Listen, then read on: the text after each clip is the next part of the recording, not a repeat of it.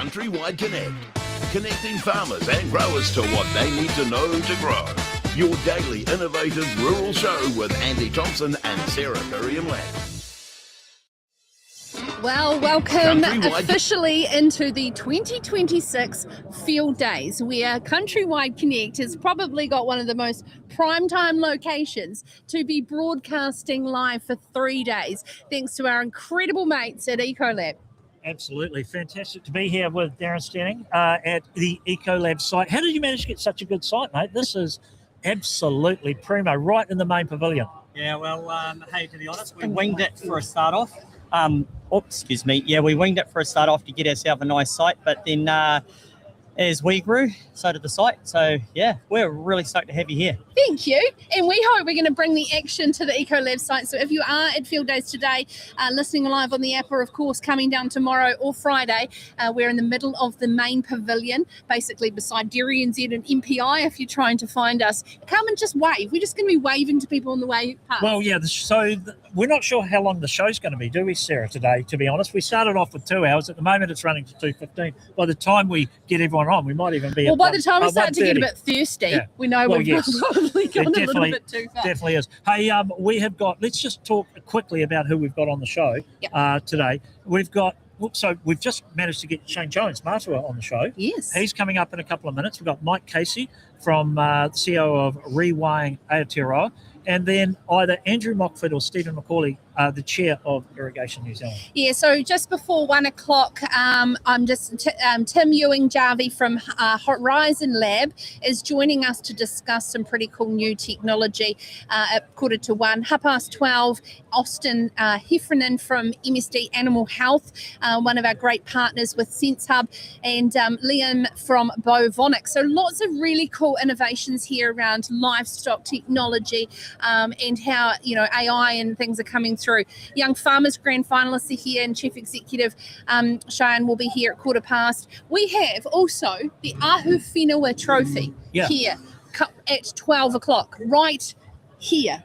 So we'll be on screen. Yep. Fantastic. Yep. So the Ahuwhenua Trophy, which was awarded last Saturday night. I think you were there, Darren. Friday night. Just quickly, what is the Ahuwhenua Trophy? Why is it such a cool thing?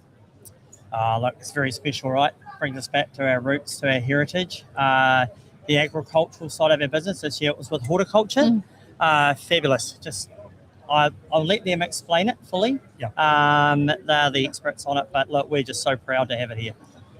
It's a bit like the Ranfurly Shield of farming. Well, it is. The Ranfurly, and the really cool thing about it is they actually have 1 year's horticulture, 1 year's sheep and beef, and 1 year's dairy. So they rotated around the sectors. So this year was horticulture. So looking forward to that. And then just what else we got? I think I've already done it backwards, didn't I? 11:45, Pennyfield from BNZ. 11:30, Andrew Mockford from Irrigation New Zealand with their election manifesto, and Mike Casey very soon. But of course, Darren, thank you very much. Hey, let's give an awesome plug to what you're promoting here on site. Thanks, Sarah. Andy, we've got Next Gen Solids, right? We've had it out for 12 months, a little bit longer now. Come down and have a look at it on our site. P41, I think we're all on today. Next Gen Solids, right? It's about sustainability and dairying. We're taking the weight out of farming. No more drums. It's pretty cool. Yeah. No drums is no drama. It's not. When you and I talked about this last time, I explained my situation with chemicals in the cow shed. I ended up in hospital.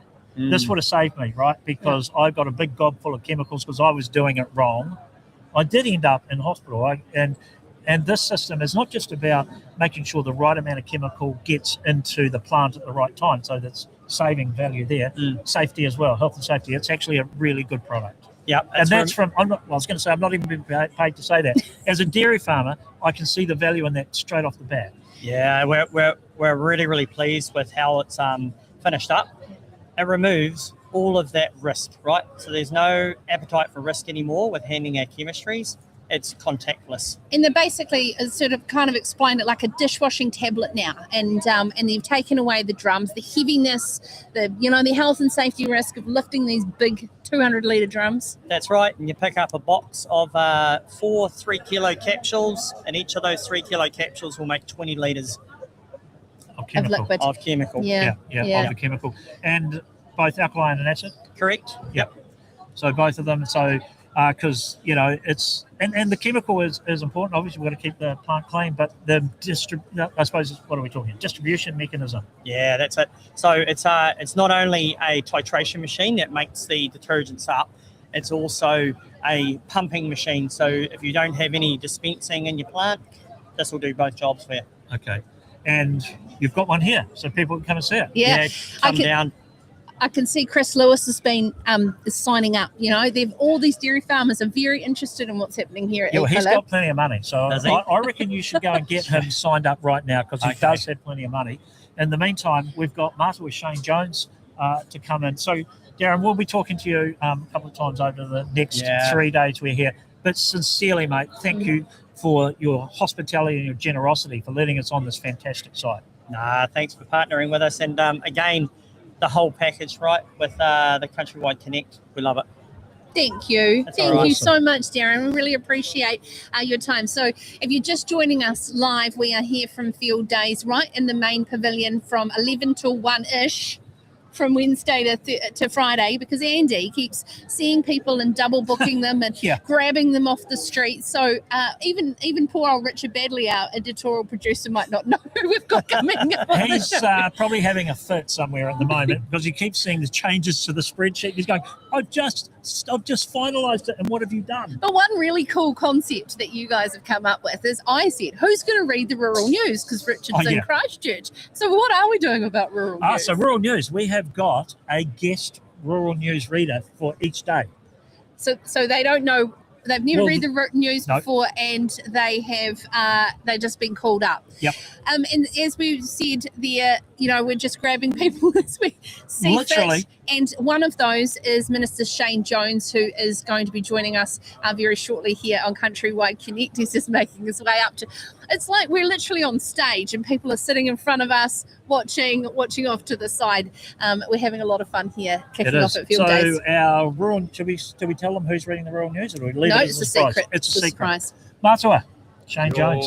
Kia ora. Thank you, brother, for coming so much. Now, I understand that Sarah is now your new best friend of you and Winston. You hosted her in Wellington for a couple of drinks. Is that right, Sarah? I was going to say, does Shane remember? That's right. Yes. Yes, in that foggy night, there was a vision of beauty, a blonde beauty in front of me. And there was Verity on the other side of the table. I know who I preferred. Oh, you are so kind. Hey, I tell you what, you really did a good job on convincing me around New Zealand first, and your hospitality tipped the boxes. I think we're very aligned on that front. Yeah, well, I mean, if you can make people, often in politics, they may not remember what you said, but it's how you made them feel. And if you can leave that sense of, gosh, I've got to get together with that crowd again. I might even share something as precious as a vote with them. That's what it's all about. Well, actually, I did say that before you came on when Grant rang us and said, we've got Minister Shane Jones. And I said, Sarah, you're probably going to vote. You're going to have to vote for them now, Sarah, just about. We actually have all sides over the next couple of days. So, it's going to be hard. Yeah, no, it's a broad menu. But agriculture, right, is and very, very important. And you're here. What are you here specifically for? Other than being election year. No, at a deep personal level, I grew up in Ahuwhenua. Dad was a farmer. Mum was a school teacher. Dad was one of 17 children. And lots of my uncles were farmers. And we've still got our land, but none of the boys wanted, or the girls wanted to be farmers. So at a personal level, we grew up milking cows until I went away to St. Stephen's School and escaped the rigours of having to be a farmer. But a number of the caucus are here to support the sector. It takes a lot to stand behind a stand, put your wares out there, sell your narrative, sell your wares, and convince the public to part with their money. Like when you're a politician, every Wednesday or Thursday, every 2 weeks, your wages get paid. But if you don't sell your wares at events like this and convince cockies or convince landowners or convince contractors to go into debt and buy your wares, then you don't have a living. So I have a great deal of respect for people in business. Oh, but Shane, you're quite in the marketing game as well. If you guys don't sell your wares, you don't get back aid and then get paid either. So sadly in 2020, we learnt a valuable lesson. Do never, ever hop in bed with Jacinda again.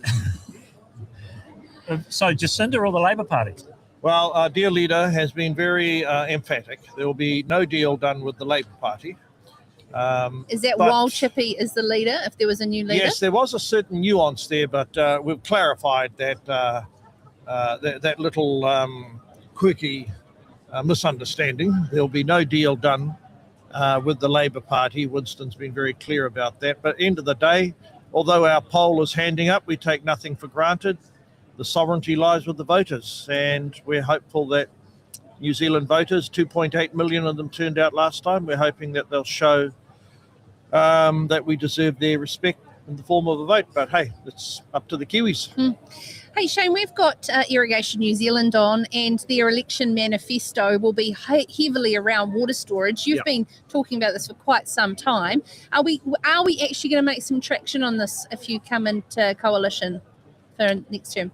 Yeah, well, one thing that's mightily different about Winston and myself is that we actually spend the money. Like, we hired Murray McNally to be the chair of water storage in Taitokero. He's built massive water storage dams in Kaipara, Kerikeri and Kaikoe. Now they're all built. So Irrigation New Zealand actually know it was New Zealand First who found the Crown money and built them. We're doing it in Wairarapa. We're doing it in the South Island. We need to do it a hell of a lot more. Look, I'm a doubting Thomas about a lot of the ideology around climate change, and I know that it makes me very unpopular with a lot of the voting public, but I believe in adaptation. I believe in storing water. I believe in spending money to redevelop and strengthen the stop banks, and I think that's a lot more practical, and it's a lot more meaningful to farmers, communities, and businesses. Let's do practical things. Let's actually save communities by boosting our capacity to handle floods. Speaking of boosting communities, I live on the West Coast. I live in Greymouth, and I know that there's been a lot of discussion about extractive industries. I know you've been to Blackpool a few times. Yep. Interesting meeting down there a few years ago, which went very, very well. How frustrated are you that members of the New Zealand public still don't understand how important extractive industry is for New Zealand? Well, occasionally I might be part of the problem, like dig baby dig, drill baby drill. I know that those provocative phrases do. Fredo Frog was a famous Blackpool comment. There's only so many words on a bumper sticker though, Shane? You work that out. Yeah. I'm not going to get everyone over the line, but Kiwis, we've got inordinately rich deposits of minerals in New Zealand. We've got all these young people going to Kalgoorlie, digging up Australia. Let's dig our own country up. They're coming back. Indeed. Yes. They are coming back to Reefton. Have you been to Reefton? I know you've been to Reefton lately. I have been to Reefton. It is an incredibly bustling little town now. I can assure you that the Reefton gin does give you a headache a day or two afterwards. Sarah knows this. And it still stinks like coal, that whole town. I'm in the business of trying to get votes in Reefton. I can't possibly comment on the odour of Reefton. Yes.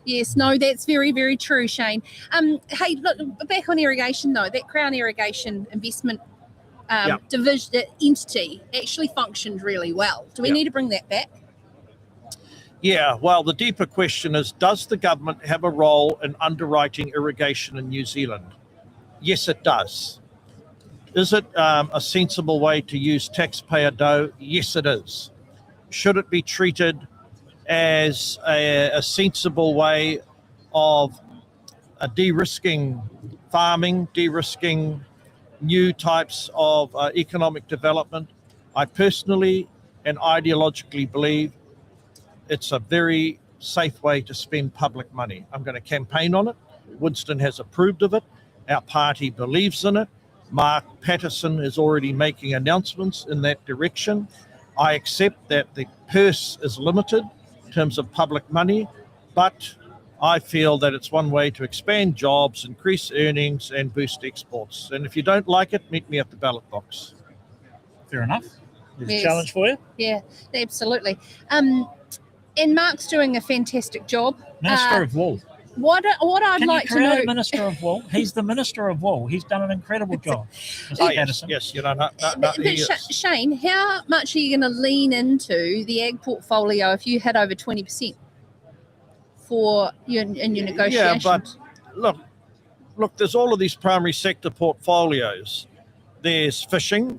As you know, I am the best fishing minister that there has been since democracy was put into New Zealand, even if I sound slightly Trumpian in saying that.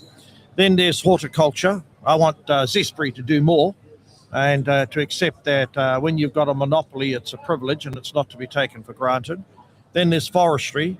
I'm not sure if Winston wants us to have the forestry portfolio again because they didn't share the love with me and I spent $500 million on the billion tree strategy, but then the cockies wanted to punch me in the nose because they felt that we were too mad on carbon farming. Wee bit. Oh, okay. Well, there you go. You might have punched me in the ear.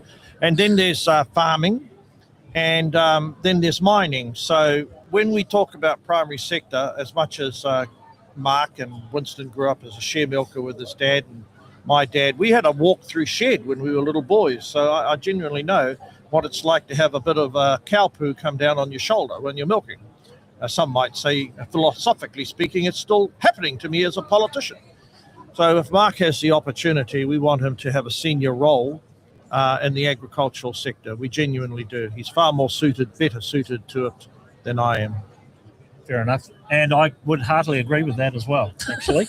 Not the fact that he's better suited. I think Mark's a great choice and known Mark for quite some time. Oh, okay, mate. Yeah. Right. So I'm not, there you go. I've just put my foot in my mouth here. I've already insulted you've Mark already. Hey, look. The other thing too, I have to say here, the other thing too that Winston's very keen for us to do is solar energy on our marae council buildings, public buildings, and those areas that have big catchment roof areas like cow sheds and barns and things like that.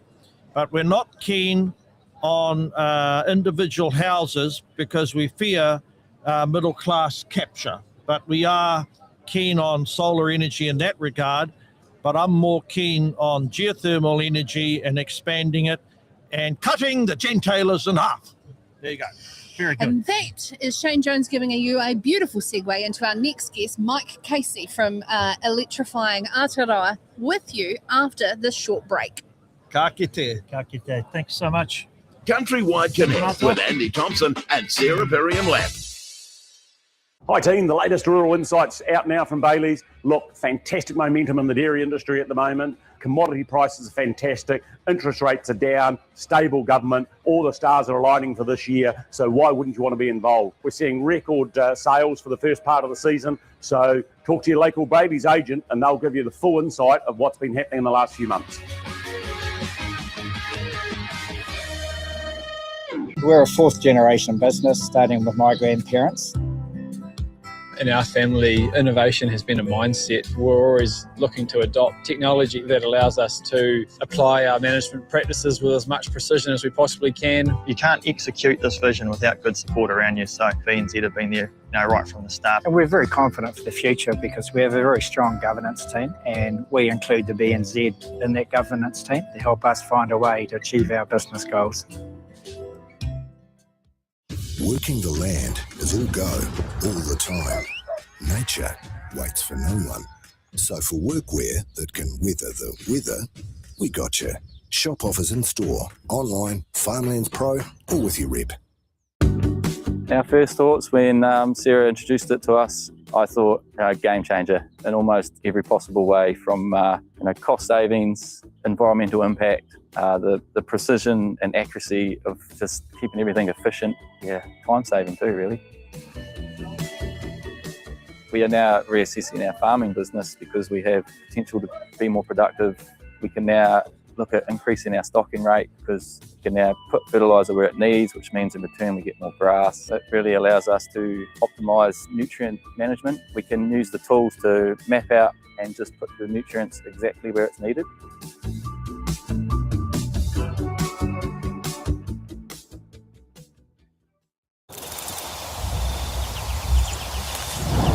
The sense to accurately detect she is on heat.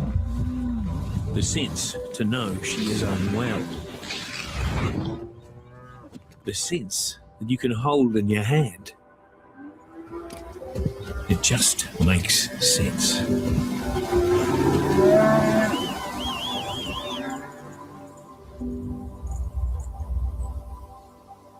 CountryWide Connect with Andy Thompson and Sarah Perriam-Lapp.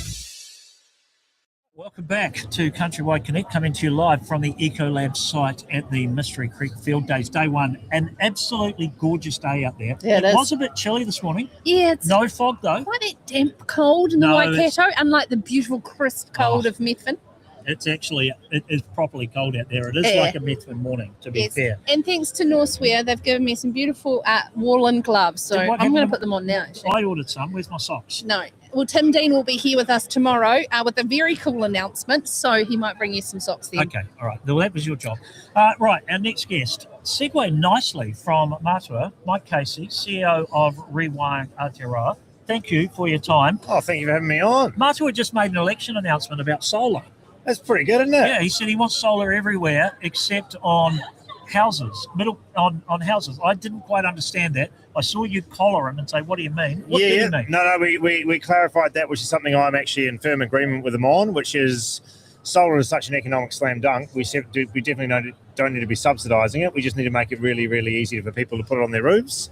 And I think, at the moment, the way things are going is those that can afford to save money are those that can afford to buy solar panels and stick them on their roofs. And I think he's making a good point that actually we need to focus on all the other people in New Zealand that can't afford that upfront capital cost as well.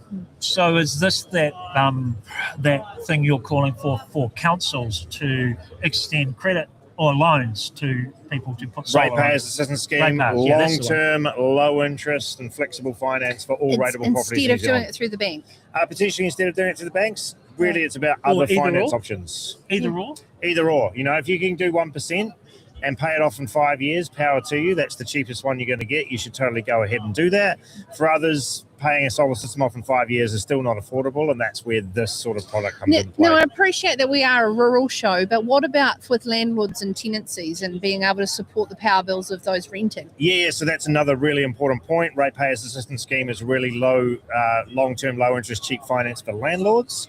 Makes it an easier yes for them to start looking after their tenants. And I don't really buy into the fact that that landlords are there to just extract as much value as possible. I see a lot of landlords in New Zealand that I think would really benefit from something like this. And in many, many cases, landlords don't get access to those cheap green loans at the banks as well. So this opens that up for them. And there's possibly some more work that we need to do. One thing that I'd be really interested in is, expanding warmer Kiwi homes for our vulnerable New Zealanders to include things like solar panels to actually drive down their power bills. One of the great things about the Ratepayers Assistance Scheme is, though, it's all rateable properties. So that opens it up to farmers as well, which is something I get really frothy about. Okay. All right. So you're here at Field Days. What are you doing here other than preaching to the converted by the sound of it? It seems like solar's time has come. I mean, I've been harping on about solar for 3-4 years. I think this is like the year that we're starting to see, or we're just starting to feel that undercurrent now of people just being like, yep, this is a smart business decision. It's not woke if it works. Let's just get in there and get this done. Don't you? Well, it's just such a brilliant quote because it just lands and it works really, really well. I think we're moving now beyond this looking like just something that appeases the green side of politics. This is something that actually works across the board. And now what it's about is making sure the right policy is in place to do it. One of the things that I'm really focused on that I think is missing at the moment from the understanding in Wellington is just how significant the role is that farmers will play in our future energy system. The more solar we install on farms, the more generation we have in winter, the longer we can hold on to our water for, the better off we are, the less Indonesian coal that we burn. And I actually think we probably don't even need an LNG terminal if we just allow the farmers to go ahead and do it. But then Reefton wouldn't stink like coal. Sorry, say again? Reefton wouldn't smell like coal. Well, I'm sure we can still make it work for you. I'm not sure how, but I'm sure we could. Stop making. Oh, I love Reefton. It's a wonderful. Hey, so CountryWide Winter is currently out in my hot little hands. It came out on Monday, and a big feature within there is our special report on is solar and homegrown energy the key thing. Thank you for contributing, Mike, to this. No worries. I don't think I've ever been a centerfold before, but look at me. Look at me there. Yes, I know. Very You're running out of handsome men in New Zealand if you're coming for me. You've got a much stylish hat on today, though. But with regards to some of those stats and numbers in there, Mike, that's the one thing that's very impressive, and you've convinced the argument so well, is by how it stacks up. Yep. We had a bit of a discussion too around that whole land use discussion on selling out to the solar farms versus keeping that yourself. How does it stack up? Well, so my whole thing here is ultimately I want the farmers to make the best decision for them. And in many cases that might be like working with an energy company, but in many cases it might not be as well. And, the short answer, or the way that I would describe it, is if you put solar on a hectare of your land on your farm, it'll make about $100,000 worth of electricity a year at current prices. That's significantly more than what an energy company will rent it from you. But you have to fork out all that capital. You have to go and find the finance deal. You have to potentially do the grid connection yourself. All of those kinds of things. It's a lot more complicated, but potentially a lot more rewarding. Just making sure everyone knows that, and ultimately they'll make the right decision for them and their families. We've had the discussions about it. My husband's cousin's been, involved in a solar farm in Golden Bay, and it was all great at the start, but when everybody does it and floods the market, and then those contracts with the gentailers, does it still stack up at 100K? So this is a really interesting point, right? Because I think it ultimately comes down to you as the farmer thinking about what New Zealand's going to look like in 2050. Now, if we're still all driving around in cars that are fueled by foreign energy, then we're going to end up with an oversupply of solar, an oversupply of electricity, and the price will tank. If everyone converts to electric vehicles, if everyone gets off, foreign sourced energy as much as possible, then there's going to be a great return.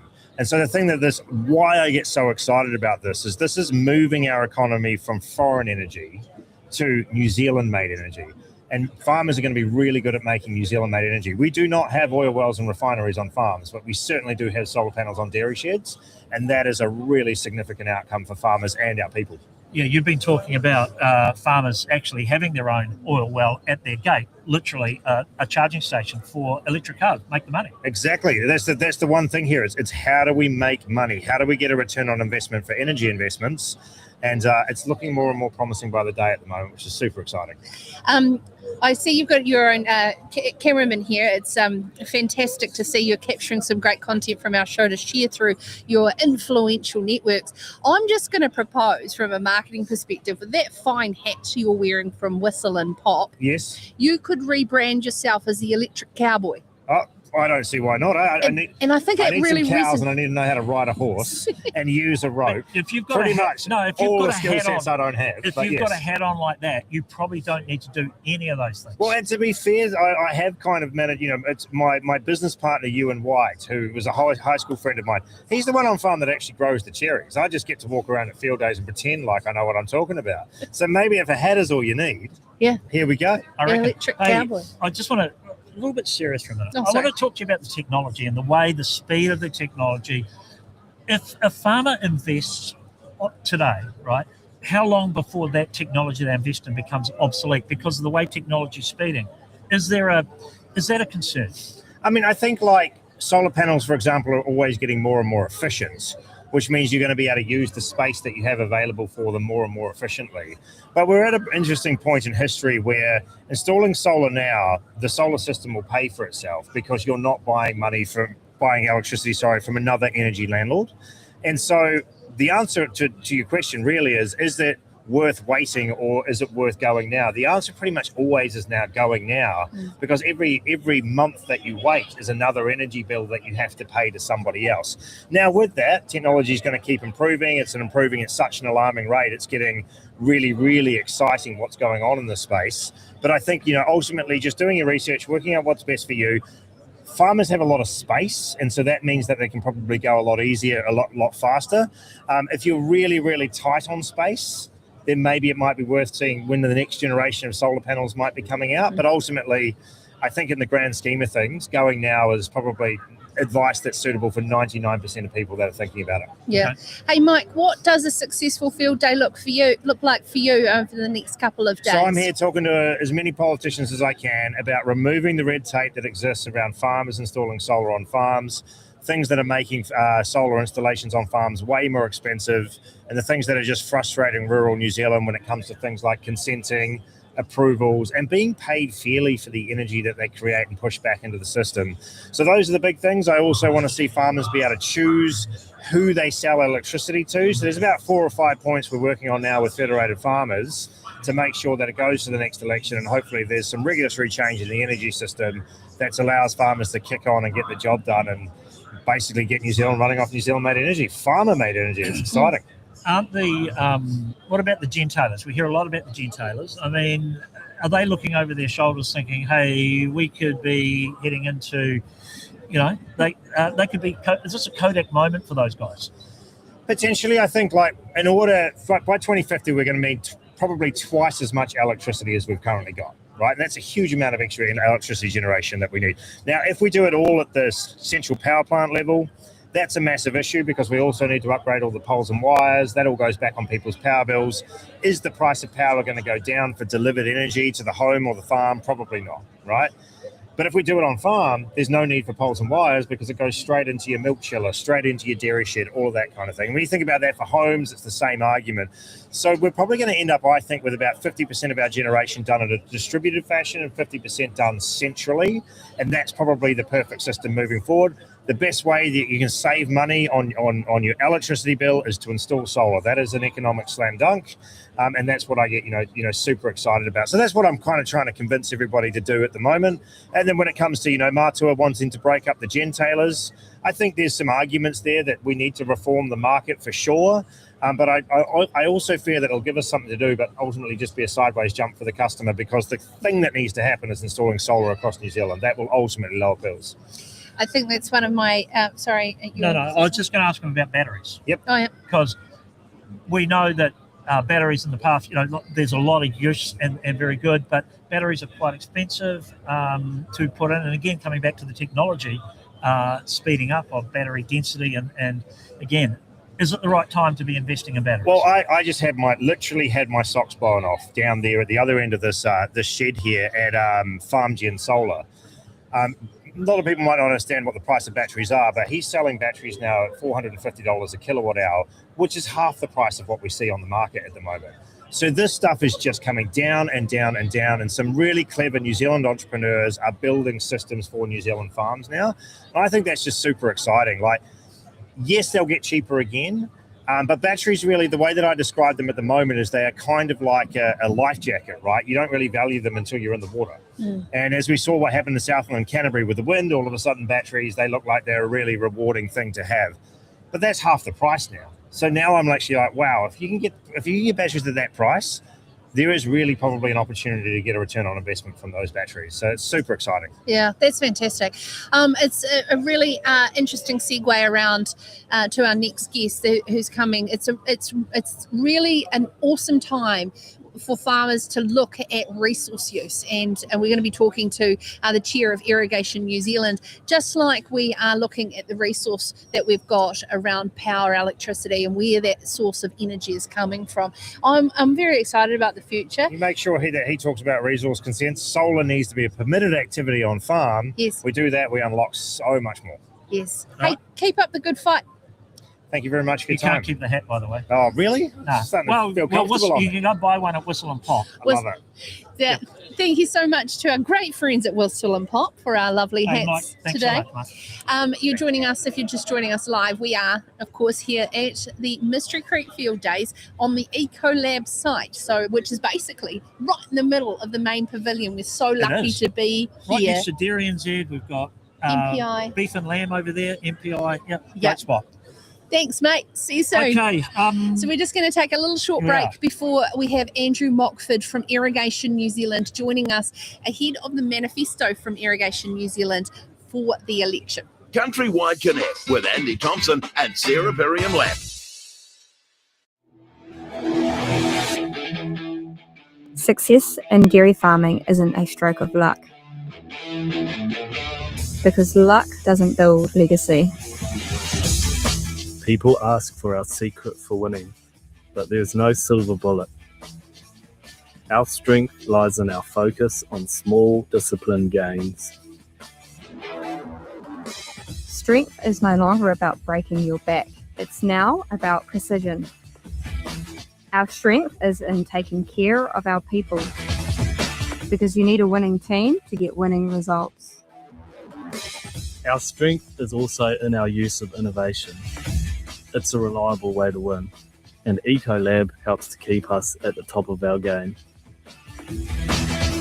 The strength of the NZ dairy industry is one smart, solid choice at a time. Our first thoughts when Sarah introduced it to us, I thought game changer in almost every possible way, from cost savings, environmental impact, the precision and accuracy of just keeping everything efficient, time saving too really. We are now reassessing our farming business because we have potential to be more productive. We can now look at increasing our stocking rate because we can now put fertiliser where it needs, which means in return we get more grass. So it really allows us to optimise nutrient management. We can use the tools to map out and just put the nutrients exactly where it's needed.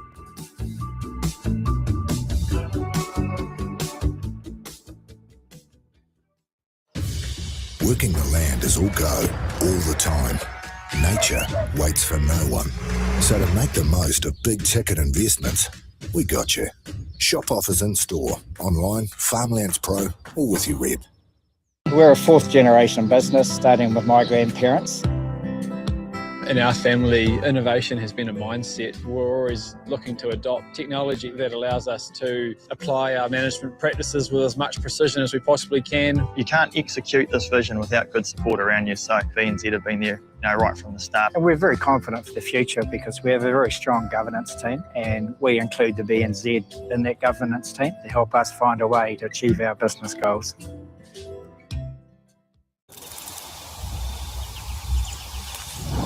The sense to accurately detect she is on heat.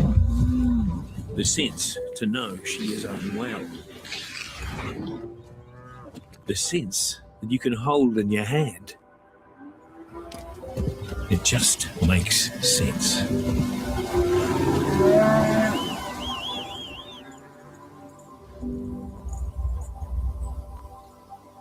CountryWide Connect with Andy Thompson and Sarah Perriam-Lapp. Well, welcome back to CountryWide Connect. We're so proud and excited to be broadcasting from field days with our wonderful friends at Ecolab. And now we are going to continue our discussion around resource use. And one of those really important ones is, of course, how we treat our water and what we do with it. Karen Williams, the CEO of Irrigation New Zealand, would have joined us. However, she is having a fabulous time at Diddley Squat at Cereals over there on a Carfields bank, but of course, what a great trip. How come we didn't get on that, Sarah? I know, but Craig's going to come and do as we show and tell on the show, photos. Did he meet Clarkson, all of that? So we're looking forward to that. Irrigation New Zealand have not missed a beat though in calling for a national water strategy ahead of the election. And joining us is the chair of Irrigation New Zealand, Andrew Mockford. Andrew, thank you so much for coming onto the show and talking to this. For our audience, can you give us a bit of an overview of yourself and your role and how long you've been in the chair position? Certainly, yeah. Thank you very much for the opportunity to come and talk with you both. Obviously, water is critical to New Zealand's future. So in my day job, I'm a chief executive of an irrigation scheme in Canterbury. So that's 52,000 hectares of irrigated land, the MHV water scheme. And I've been on the board of Irrigation New Zealand for coming up 3 years now, and just under 1 year as the chair of that board, taking over from Kerry Johnson. So I guess what we do as an organisation is do a lot of advocacy on behalf of the sector, and that's everything from the irrigation schemes all the way through to the service sectors that are providing all of the on-the-ground skills to make sure that water gets to where it needs to be at the right times and the right volumes. You've just launched your 2026 election manifesto. What are you asking for? What's Irrigation New Zealand looking for out of the next government? And we don't know which government's going to be, right? So out of the next government. Absolutely. So we're looking for coordination, effectively. is the infrastructure that will enable water to be captured when it's plentiful and then used from those storage reservoirs when it's scarce. This is all long-lived infrastructure. So when we build infrastructure, it's going to be around for 50 to 100 years. So we need to make sure that the likes of the RMA replacement legislation gives effect to that really, really long-lived infrastructure, like similar to a road or similar to bridges. Like we're building these pieces of infrastructure to support New Zealand Inc.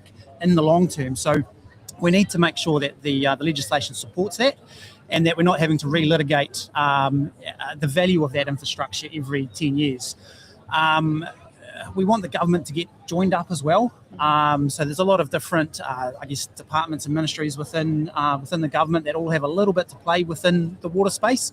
And look, it's been great to see the likes of Mike Butterick get the associate agriculture role with water and water storage as part of that. But we want to make sure that is fully joined up across all of government. And then underpinning all of that is we need to make sure that we have the workforce and the skills to be able to support this industry going forward. So through a little bit of workforce development and planning to make sure that we've got the skills to really underpin the value that water provides to New Zealand Inc. Mm-hmm. We just had Shane Jones on talking about investment in that Crown Irrigation investment entity that used to exist under the Key government, I believe it was. How fundamental is that funding? And obviously, with MHV, it's a long, big project to underwrite. They certainly are, and at the early stages of a scheme being developed, there's a lot of risk there as to whether this is actually viable, and it can be hard to find the capital to do that pre-work. And we think that's where the government can come in with an element of assisting to really understand whether that scheme is viable or not, and sort of de-risk it at that early sort of stage. So again, with that government coordination, we're looking for that capital to underpin that. And also too for New Zealand is we've got, let's say there's a dozen schemes that have got potential across New Zealand. We're also looking for government to try and aggregate those into a sort of a portfolio of work, so that we're not trying to do things 12 different ways, trying to find capital 12 different ways. It's very, very similar. So how can we as a country make that a much more streamlined series of work? One of the issues with irrigation, and interesting what you were talking about before about the different types of scheme, is actually there an education thing for the wider New Zealand public to explain that irrigation isn't necessarily a great big dam somewhere. Do you think people misunderstand what irrigation actually is and how it can work? I think it is. I think when I look at the value that irrigation and water storage provides to New Zealand, it's taken for granted. And I think we've got to really raise the profile of how important water is. Like you had Mike Casey on here just before me, and water and energy are absolutely critical to underpin the rural economy and the New Zealand's economy. So I think it has been taken for granted, and when we've got the ability to capture water, there's so many multiple uses for it. So it's not just building a massive structure sitting back and that's just for irrigation. Like there are so many aspects to it, whether that's hydropower, whether that's aquifer recharge, whether that's recreation. There's so many things. And it needs to, I really thought it was a missed opportunity when we had 3 waters. It should have been 4 waters. It should have brought into the urban part of the catchments. So therefore, everybody understands they are, whether they're urban or rural, all off. We live together collectively off one catchment. And I think there's a piece there that's missing. Absolutely, I couldn't agree more. Yeah. And I think we've got to do a better job to make sure that that education piece is there, so everybody understands that the value of what that water underpins. A lot of the time, some of our infrastructure is in the back blocks, or you'll have pipes in the ground, so it's easier to drive over these things and you just don't see them there. And it's just happening. The grass is growing, the crops are growing, the grapes are growing, and you just miss all of the infrastructure that enables that to happen. Yeah, too many people just drive around and they just see a big centre pivot irrigator and the water going onto a grass paddock without realising what that actually means. I mean, the Waimea scheme, you just mentioned it, is a really good, the Waimea Dam is a really good example of, it's actually a water augmentation for that river as well. Like it protects the flow of that river. Yes. And that flora and fauna that feeds off that river, which is a lot of opponents of those sort of schemes just don't have any concept of that. Exactly right. And the benefits of that Waimea, like I believe with that the river that was running through, you're starting to see the salinity creep in from the estuary environment. And now with that river having a much better, more charged aquifer, that's continuing to push that back out and maintain wells and their reliability. And climate change, of course. You know, like we need to future-proof our infrastructure, our society, our way of life. And so water storage has got to be the way. We have plenty of water, it's just in the wrong place at the wrong time. Absolutely, and that's part of the rhetoric we're trying to change, is that we're not a water scarce country. We just get it in the wrong places at the wrong times. So to build the infrastructure to be able to protect, like when you look at some of the climate change predictions for the likes of Hawke's Bay, it doesn't look great in terms of how hot and dry that's going to be. So it's almost a no-brainer of there's not really a decision there to be taken. We've just got to get on and get these things built. Well, you're in the right place at the right time to talk to politicians, because Yes. there's more politicians here you can shake a stick at. I think I've seen just about all of them Yeah. so far. Oh, absolutely. I saw We're in a very Nicola Willis this morning. central location here at Field Days going forward. So with regards to that, what will be your main focus for Field Days, Stephen, in regards to getting your message out? Yeah, so it's myself here as the board chair and Stephen McNally as our principal technical advisor whilst Karen is away. We're just trying to talk to people that have the influence and are going to make these decisions. And as an organisation for Irrigation New Zealand, we are politically agnostic. We really take a New Zealand view to what needs to happen. So we need to be talking with every party around making sure that what we're putting forward is fits with all of their views, so that we don't get flip-flops as we go through different political cycles. So Do you think that the Greens particularly understand the level of scrutiny that is on the environmental management when you are farming under irrigation, particularly from a scheme? Do you think they realise the level of compliance that goes into farming under irrigation? it's quite easy probably to take an ideological stance and get some sound bites out there and have some sort of pot shots, but the schemes that we're involved with and who we represent, they fundamentally care about the environment, and everybody is working really hard to make sure that it's not a win-lose situation.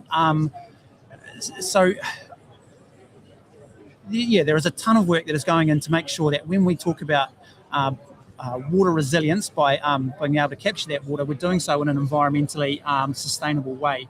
We're not trying to have it's not a choice of one or the other. We can have both if we do it really, really smartly. So that's our challenge. Yeah.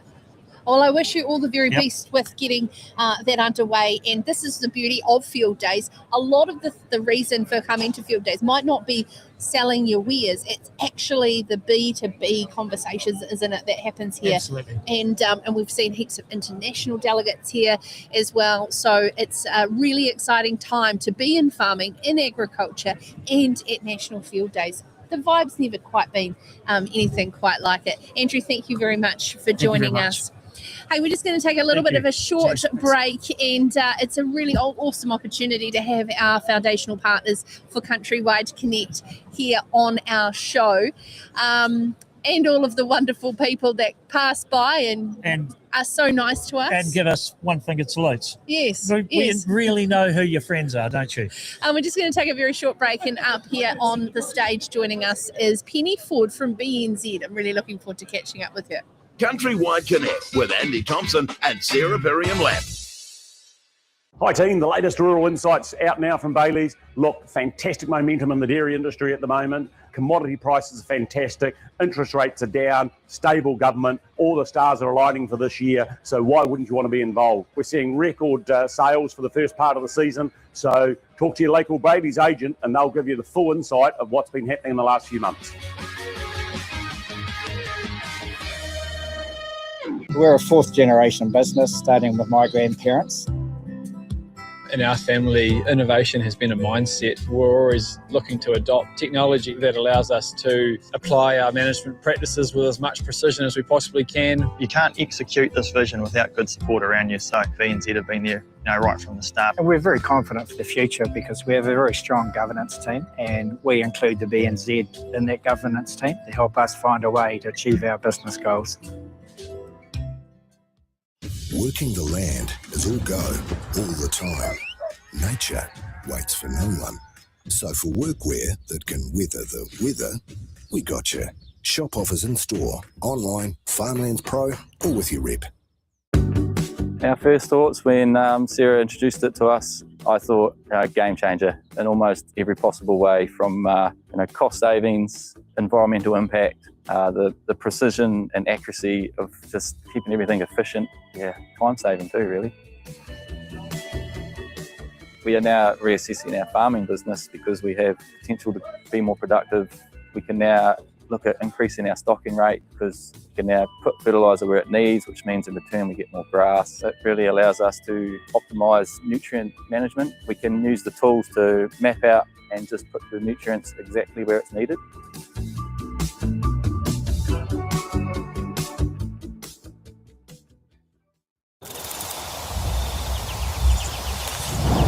The sense to accurately detect she is on heat. The sense to know she is unwell. The sense that you can hold in your hand. It just makes sense.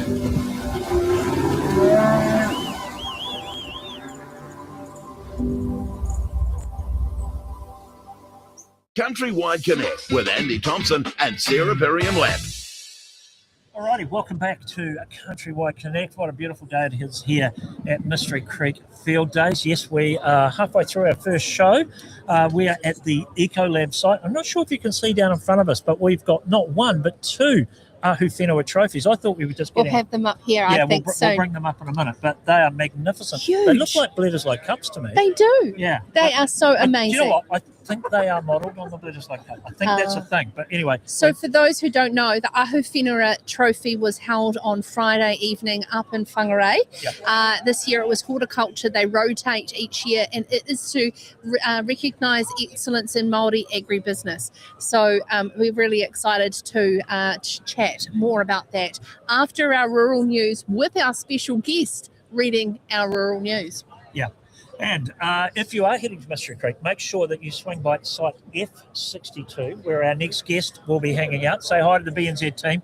They are serving up great coffee, I understand. Yes, very good. I did. Thank you. And great chats from Wednesday to Friday. So go to the BNZ site at F62.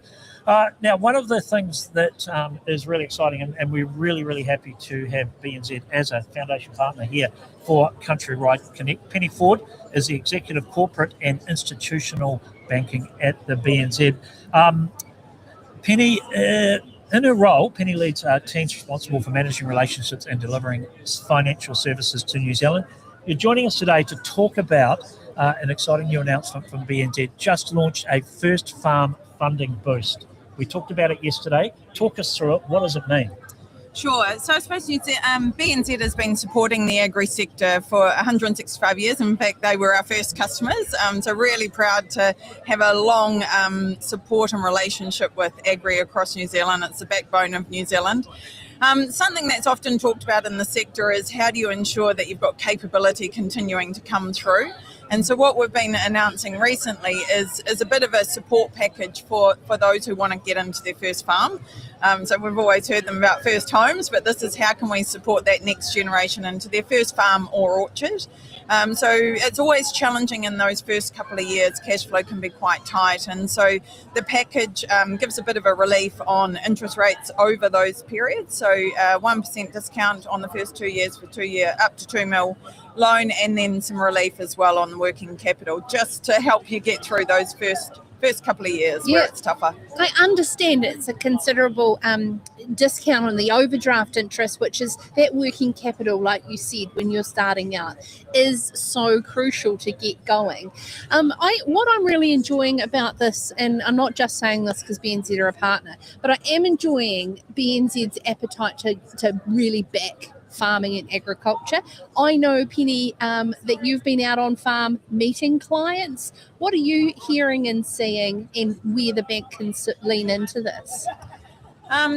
Look, I think our farmers and growers are some of the best sort of business people across New Zealand. I'm always super impressed when we're out on farm at seeing the precision sort of farming or growing that is going on, the use of data, and how they're using that to set the businesses up for really long-term success.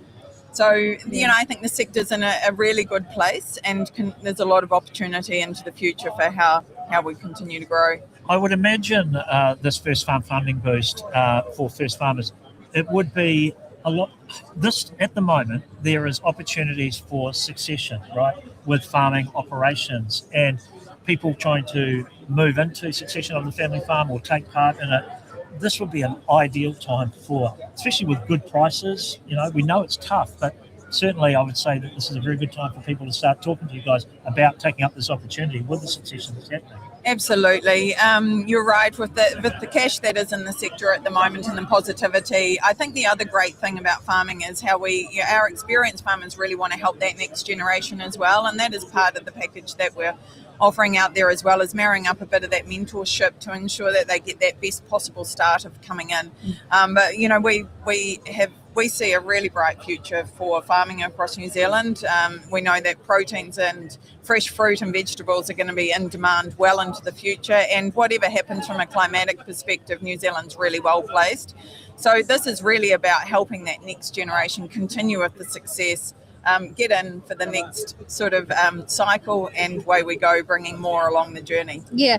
And yourself, Penny, you're based in the Auckland Queen Street BNZ office. You have 160 agribusiness bank, or 100 plus agribusiness bankers. That First Farm product came from Grassroots New Zealand to Queen Street, and you activated on it. How important is that feedback from your agribusiness managers around where farmers need support? It's super important, and it does inform the developments that we do across the bank. So just as you said with the First Farm, this really, the whole origination of this was from a lot of our strong, experienced customers saying they really want to help the next generation get in, and how can their experience help aid that. So that was the idea around the mentorships came from them, and then, recognising that how do you get that kickstart for the first couple of years. But it goes beyond that. I ensure that I'm out on farm a lot. It's really important for us to hear how accessible are our bankers, how important is the broader team around the customer as well. What are our digital channels like? Are they helpful? Is it allowing our farmers to move around their farms, do what they need on the go, but then pick up the phone and get the help they need as well? So we're always wanting to learn how we can remove any financial obstacles for our customers, give them the confidence to go and grow, and make sure that as they're focused on the farm, that financial bit is something that's really easy for them and not something to worry about.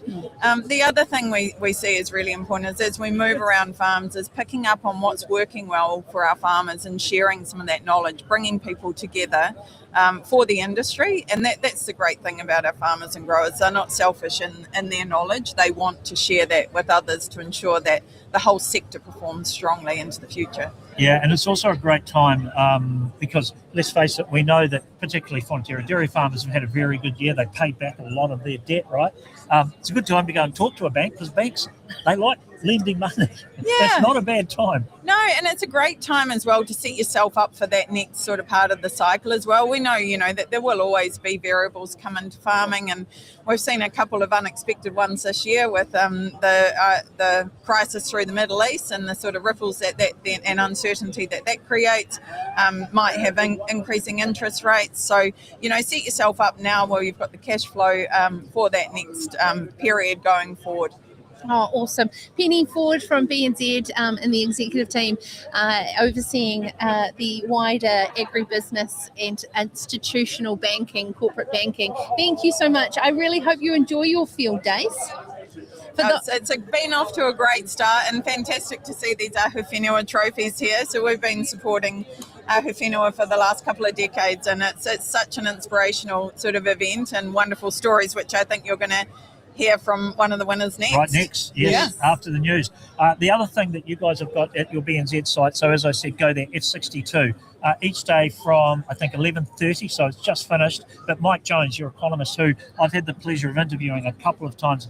I love talking to economists. They're fantastic. He's going to be giving a talk at your site there tomorrow and also Friday. So, Mike Jones. Yep, and we've got all our bankers there, agri-bankers, private bankers. Come and have a chat to us. We'd love to see everyone. Yep. Amazing. And you can shoot some hoops as sponsorship pick of up the a Breakers. basketball, perhaps. Yes. Oh, no, don't. That's actually something we could go and do later, actually. Have a shoot-off. I knew where she was going as soon as she said that. Hey, Penny, thank you so much. Thank you so much. Lovely Thanks to for talk. having me. Thank you. Amazing. As Andy said there, yes, we are going to be speaking to one of the winners from the Ahuwhenua Trophy after our rural news.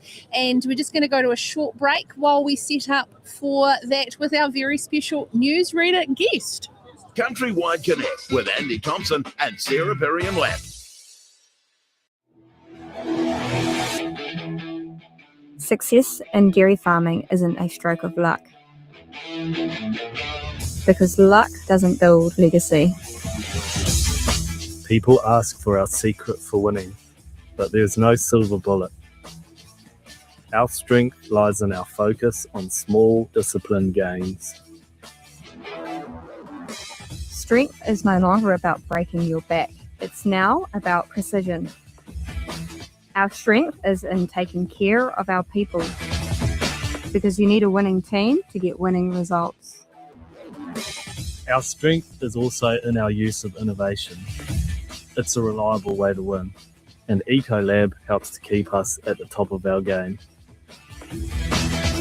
The strength of the NZ dairy industry is one smart, solid choice at a time.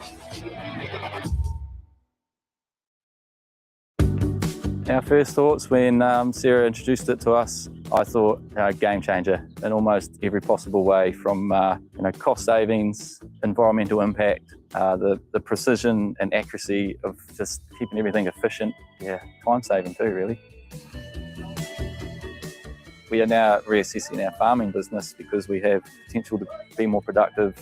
We can now look at increasing our stocking rate because we can now put fertiliser where it needs, which means in return we get more grass. It really allows us to optimise nutrient management. We can use the tools to map out and just put the nutrients exactly where it's needed.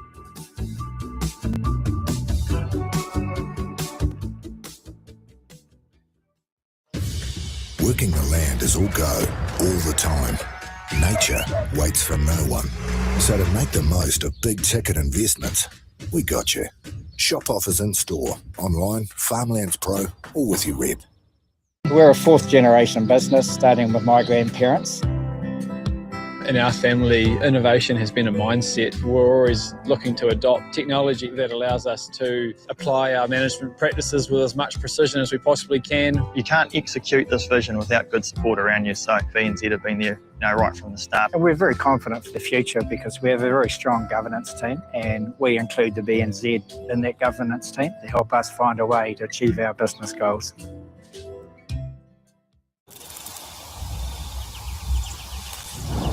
The sense to accurately detect she is on heat. The sense to know she is unwell. The sense that you can hold in your hand. It just makes sense.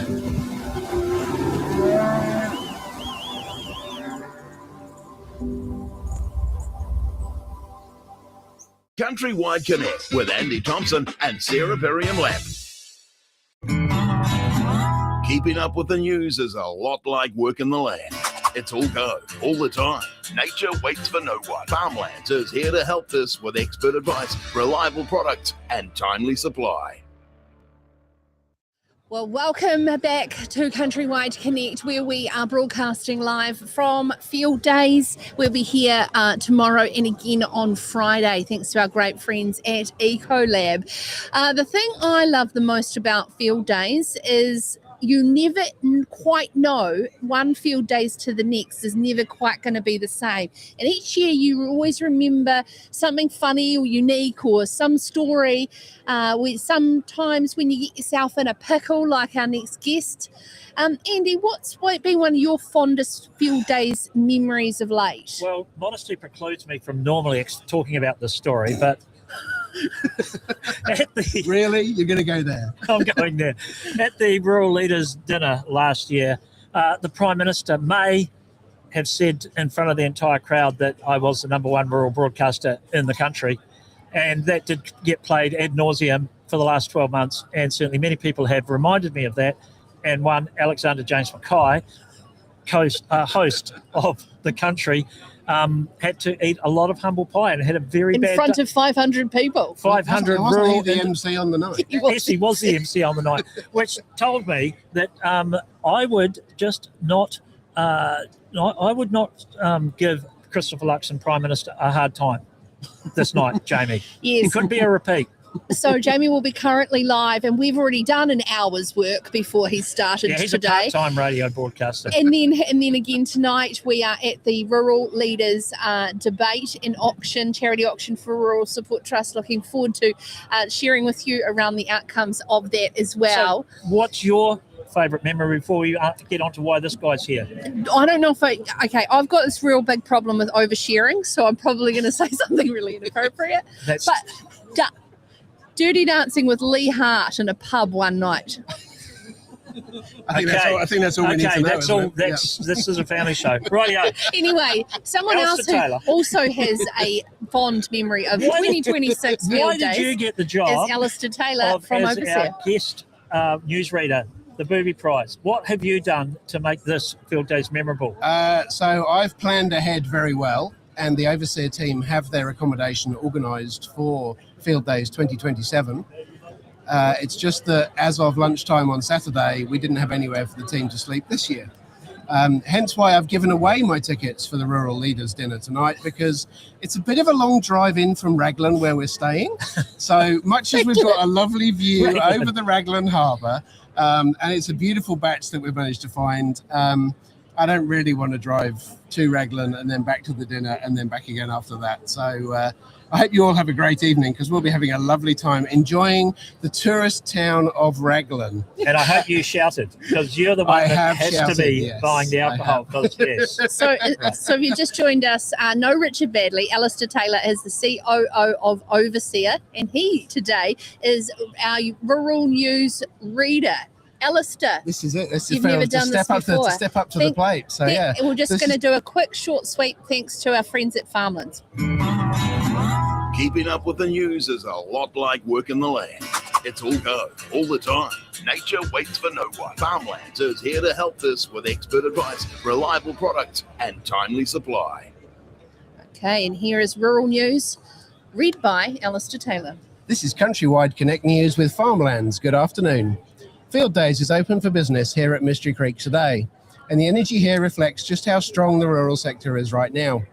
This year's event is sold out, with more than 1,100 exhibitors filling the sites with everything from combine harvesters to high-tech drones. Chief Executive Richard Lindris says it's a testament to the strength of agribusiness, and agribusiness pays the rent for New Zealand. Special Agricultural Trade Envoy Nathan Guy says it's rare for all the stars to align across the primary sector the way they have this year, and even with the weather. The red meat sector was in the doldrums a couple of years ago. Now sheep farmers are paying down debt and reinvesting. Dairy, horticulture and wool are all enjoying strong prices. It's also election year, so you may notice a few MPs from across the political spectrum here today, and plenty of policy announcements expected across the 4 days.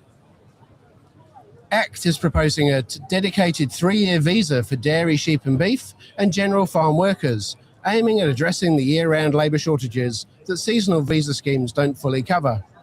The Rural Workforce Visa, announced here at Field Days by ACT Agricultural spokesperson Andrew Hoggard, would be attached to accredited rural employers rather than geographic regions, allowing workers to transfer between accredited rural employers without a new application, but not move into non-rural sectors. The policy removes annual renewal requirements, with employers re-advertising only at the end of the 3-year term. If no suitable New Zealander is available, The visa is reissued for a further 3 years. Workers with 6 cumulative years under an accredited employer would be eligible for a residency pathway. The visa would be exempt from Act's proposed infrastructure levy for temporary visa holders. And a new government scholarship will support 3 young farmers a year to develop their leadership and governance skills across agriculture, horticulture and forestry. The Ministry of Agriculture Future Leaders Scholarship, announced at Field Days today by Agriculture Minister Todd McNally, provides $10,000 per recipient for domestic and international study, capability building and hands-on governance experience. MPI will work with sector leaders to identify capability gaps in rural governance and develop a fair and transparent annual application process. McClay says the scholarship is about nurturing the Kiwi can-do attitude and building pathways to support the sector's long-term success, including being able to read a calendar. And that's the latest Countrywide Connect news. Keeping up with the news is a lot like working the land. It's all go, all the time. Nature waits for no one. Farmlands is here to help this with expert advice, reliable products, and timely supply. Well done, Alistair. Now, while you were reading the news, I gave our current newsreader, Richard Badley, a task to give you a score out of 10. Yeah. Because he is the gold standard for news reading. Like, honestly. Or is he going to mark me down because he feels threatened? No. So he said, and I quote, "A much better job than Sarah and Andy." That's the only level I needed. That's good. Thank you, Because Richard. we read the news the other day and we were so shit at it. Seriously. You know where I am. Both of us were terrible. And we went, we're not doing it. Or actually, Richard Hence said, why you came up with the idea he of said, having you a two are celebrity too bad. newsreader. You can't do it. He went on to say, happy for Alistair to be my backup. Great dictation and pace. And I reckon, Alistair, you read a lot of books to your children. You've got that lovely patter. You know when you've got your inflections and you put a little bit in. You've got to put a bit of story. You've got to make it interesting for them, haven't you? So, Hey, while you're here, what's Overseer doing here at Field Days? So we've done a hackathon for MPI, and we've built what's called the Pasturepedia tool. So you might remember Massey launched a booklet last year on devised pasture. Which is some really great science, but almost unusable for a farmer. What we've done is we've built a tool which farmers can interact with. They can talk to it and give them their address, get their location, tell them their pasture issues, and it will give them a diverse pasture recommendation. Can do all of that and then have that recommendation emailed to them. We're trialing it, so it's very much, let's see if farmers can break it exercise. It's had you come and give it a go. I want to see can your life sentence block break it. We have had one person from the West Coast come and give it a go already. So we're in the Science for Farmers tent. Come and see the team, run it past it. The Prime Minister was impressed with it because it's all about that idea of taking the science and actually putting it in the hands of farmers rather than putting it in a book. So some pretty cool stuff. And seeing those great outcomes and what you were trying to achieve as well. Yes. Hey, Alistair, thanks for being such a great sport. My pleasure. And if anyone wants to have is in Raglan this week, then give me a call and let's have a beer. So Richard came back with an 8 out of 10. Thank you, Richard. Excellent. Okay, so that's going to be one to beat with our special guest newsreader Thursday and Friday. We have got a special one already teed up for tomorrow. And I'm going to pick a Friday one then. Wonderful. Thank you very much. Lovely We're just to see you going both. to shuffle you out to that way. It's very, very exciting to have what is being described as the Bledisloe Cup, but more than the Ranfurly Shield of New Zealand farming, the Ahuwhenua Trophy, which was awarded on Friday, the 5th of June. And we have right here the trophies and one of the winners. Charles, would you please make your way up to the stage? And yes, we have these wonderful trophies here to show. Are they really heavy, Murray? Are they heavy? Oh, look at these. So this is Charles Russell from Mātai Pacific Iwi Collective. Congratulations. Good morning. Look at these. Thank you to our wonderful Ecolab team who are putting the Ahuwhenua Trophy up here on our stage at Mystery Creek. Hey, so while we're just doing that, Charles, do you want to tell us a little bit about the Iwi Collective and who you are? So Charles Russell, Te mana houtu o Mātai Pacific Iwi Collective, CEO.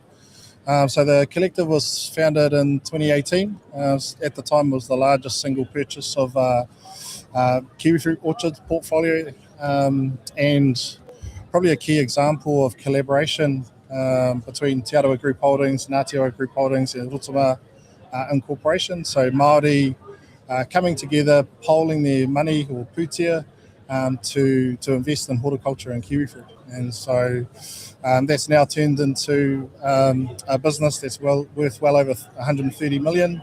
And, you know, we've distributed about 50% of our profits over the last sort of 5 years back to our people. So over $20 million back to our people in distributions. We're growing capacity in the sector. And we're just lucky to and fortunate to be able to come away with the award with the Ahuwhenua Trophy, which is excellence in Māori horticulture. So we're really happy as a team. And it's a fantastic, what a beautiful trophy it is. But what a fantastic investment in 2018 going into kiwifruit. Yeah. I mean, talk about picking a winner. Yeah, high risk at the time. I think confidence hadn't quite reached where it was at with PSA, and so it was a risk, but it was all about realising a vision to be exemplar as a Māori kiwifruit grower in the industry, giving that sustainable prosperity back to our people, and just to create that mana and pride amongst Māori as a kiwifruit grower. And we're really happy to be a participant in the sector. What's it like bringing together multiple iwi to collaborate and utilise the scale of a collective? It can be challenging, so it's not, there's a few blood noses on the way. It's all family, right? It's no. So there's no direct relationship between Aotearoa. There's crossover, but we've got the mandate on behalf of 50,000 beneficiaries. So there's a lot of people that are part of the collective, and it's about realising their aspirations to lead in the sector, but ultimately lift opportunities for Māori. It's about opportunities, really. Yeah. What was it like on Friday night and the environment there? Everyone says it's one of the most special events in New Zealand agriculture. Yeah, so for us it was about celebrating our people. It was about the hard work that's gone in over the last 8 years. We didn't land here. There was a lot of hard work and behind the scenes. So we've got to acknowledge our orchard manager, Tom Heney from EHC and the whānau, the partners for investing their money and confidence, but also the entire sector, Zespri, our post-harvest partners. So it takes a village to be successful, and we're lucky our village in kiwifruit. And I was lucky enough to be in Palmerston last year to the Ahuwhenua Trophy final, and it was a great night. My one question is, did the guitars come out later on? Yes, they did. Yes, they did. Yeah. So that's magnificent. Yeah, so there's a bit of karaoke, there's a bit of guitar party. I think it's just about celebrating, whakawhanaungatanga, relationships, connection, realising that we can all move forward together. And so we're lucky to be hosted by Ngāti Hine up in Whangarei, or Tama Māriri, our fellow finalists, and also the other finalists along the way. So, we didn't land here. We stand on the shoulders of giants and those that laid the pathway before us. What does it mean for you going forward now that you've won this trophy? I mean, look at it. It's magnificent. Beautiful. So for us, we were in the Balanced Farm Awards, so we're Supreme Award winners in the Environmental Awards for Bay of Plenty. Ahuwhenua was the award in the middle, and now we move on to the National New Zealand Farm Environment Award Showcase in Christchurch, which is on the 3rd of July. So a trifecta, or a hat trick sounds nice. But then from that, this is really about to stop, pause, reflect, celebrate, and then look at what we build on. So the next fund, the next collective, or continued growth within the current. So I think the future for us looks bright. Our role now is to share our knowledge, our mātauranga with all growers, so that, you could be the fastest boat, you could be the largest boat, or you could be the tide that lifts all the boats. And I think we know where we'd rather be. Nice. And it's nice. Yeah, absolutely. Hey, Charles, thank you so very much for joining us. I know that you're sort of being paraded around like a pony with your trophy, and you've got quite a lot going on at Field Days. It's been a real privilege to have this gorgeous trophy. What is incredible about Ahuwhenua is the support and the long, I didn't know BNZ were partners, Yeah. you know, like Ecolab have been partners, PGG Wrightson's partners, like actually all big supporters. So we are going to have to, Sarah, we've got to make sure we're there next year. 100%. Yeah, I believe. Honestly, the evening itself, and Charles, correct me, the spontaneous waiata singing during the night, it is the most special awards night, honestly. Amazing. Yeah. Charles, thank you so very much. If you would just mind not rushing off, we'd just love to get a photo with you, but we're just going to take a short break, and we're going to be talking about the FMG Young Farmer Grand Finalists here at Field Days with their CEO. CountryWide Connect with Andy Thompson and Sarah Lamb. Hi team, the latest rural insights out now from Bailey's. Look, fantastic momentum in the dairy industry at the moment. Commodity prices are fantastic, interest rates are down, stable government, all the stars are aligning for this year, so why wouldn't you want to be involved? We're seeing record sales for the first part of the season, so talk to your local Bailey's agent and they'll give you the full insight of what's been happening in the last few months. We're a fourth generation business, starting with my grandparents. In our family, innovation has been a mindset. We're always looking to adopt technology that allows us to apply our management practices with as much precision as we possibly can. You can't execute this vision without good support around you, so BNZ have been there, right from the start. And we're very confident for the future because we have a very strong governance team, and we include the BNZ in that governance team to help us find a way to achieve our business goals. Working the land is all go, all the time. Nature waits for no one. So for workwear that can weather the weather, we got you. Shop offers in store, online, Farmlands Pro, or with your rep. Our first thoughts when Sarah introduced it to us, I thought game changer in almost every possible way, from cost savings, environmental impact, the precision and accuracy of just keeping everything efficient. Time saving too, really. We are now reassessing our farming business because we have potential to be more productive. We can now look at increasing our stocking rate because we can now put fertiliser where it needs, which means in return we get more grass. It really allows us to optimise nutrient management. We can use the tools to map out and just put the nutrients exactly where it's needed.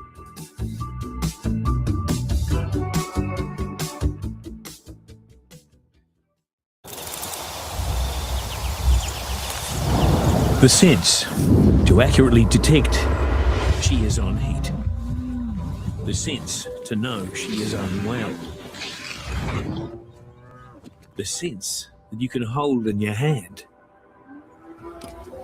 It just makes sense.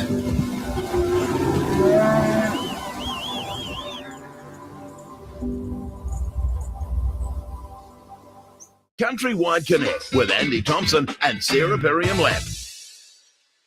I think oh my God, get the microphone. So in the break, which we missed, unfortunately, Sarah just about if that was glass. Yeah. The Ahuwhenua Trophy had a wee trip. Yeah. But it was my fault. It's not dented. It's not dented. I know. You should, if you've been following the show for a while, Andy and I really are a little bit like blind leading the blind, whether it was, directions last night or someone's going to break something. Or getting here this morning. If we can just get through this one show with not stuffing it up, we'll be off to a great start. And speaking of the blind leading the blind, my show notes are not opening for my next interview with I've got to hear. Shane. So we're just going to wing it as we go. CEO of Young Farmers, mate. You're heading into every week's a big week for you guys, but Yes. The national grand final is 3 weeks away. Yeah. It's going so fast. Amazing. Yeah. Absolutely. There's an incredible lineup of grand finalists, and we've been lucky enough to have them on the show. Yep. I just get so impressed with the commitment and dedication going into that preparation for a grand final. It's insane, isn't it?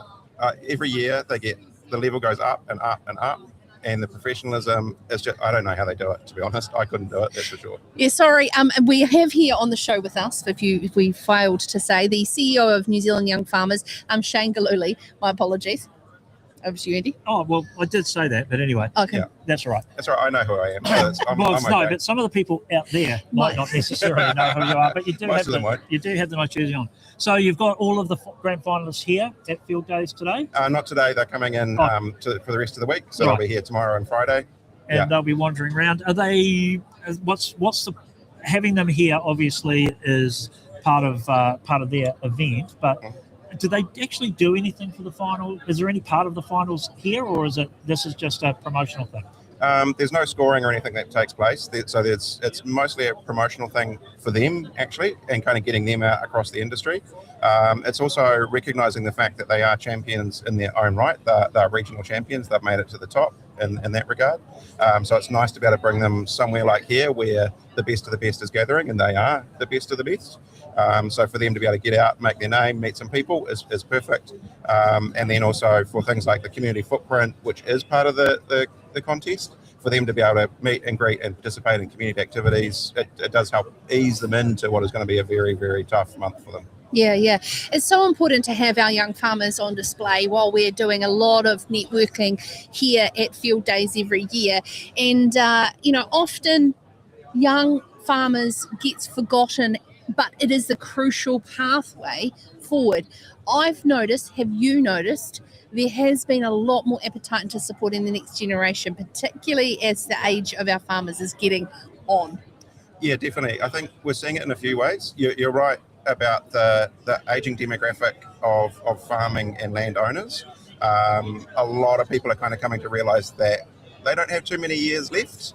And there's a whole hungry and enthusiastic generation sitting there behind them that are wanting to come through. And I think the biggest thing that I keep saying, and what I absolutely feel and experience everywhere I go, everyone that I see,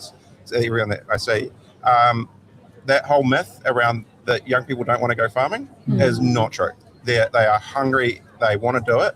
The key thing is they don't want to do it the way that it's been done before. So the way they perceive land ownership, the way they perceive business ownership, and the way they perceive farming is different, but they are just as excited, just as hungry to get into it and really, really want to be there.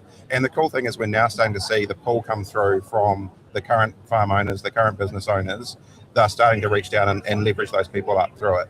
The competition is part of that for visibility, but the club work, the community work, the skills building that's going on, the community is behind them and they're pushing them forward and pushing them into it, which is really cool. Speaking about the clubs, and that is that's the heart of young farmers. How is the club memberships? How's that looking nationwide? Good. It's again, we're getting a lot of more profile. Part of what I've been doing for the last year is some people won't believe it, but a lot of listening. I do shut up occasionally. And the key kind of message we've been getting there is we need the membership and we need the approach to reflect the modern generation. And so we've really leaned into the fun, we've really leaned into the community, we're really leaning into the pride that comes from being part of that community, and that's reflected back through now in the membership activities, the events that are happening, the programs that are being launched and being supported again by the wider community.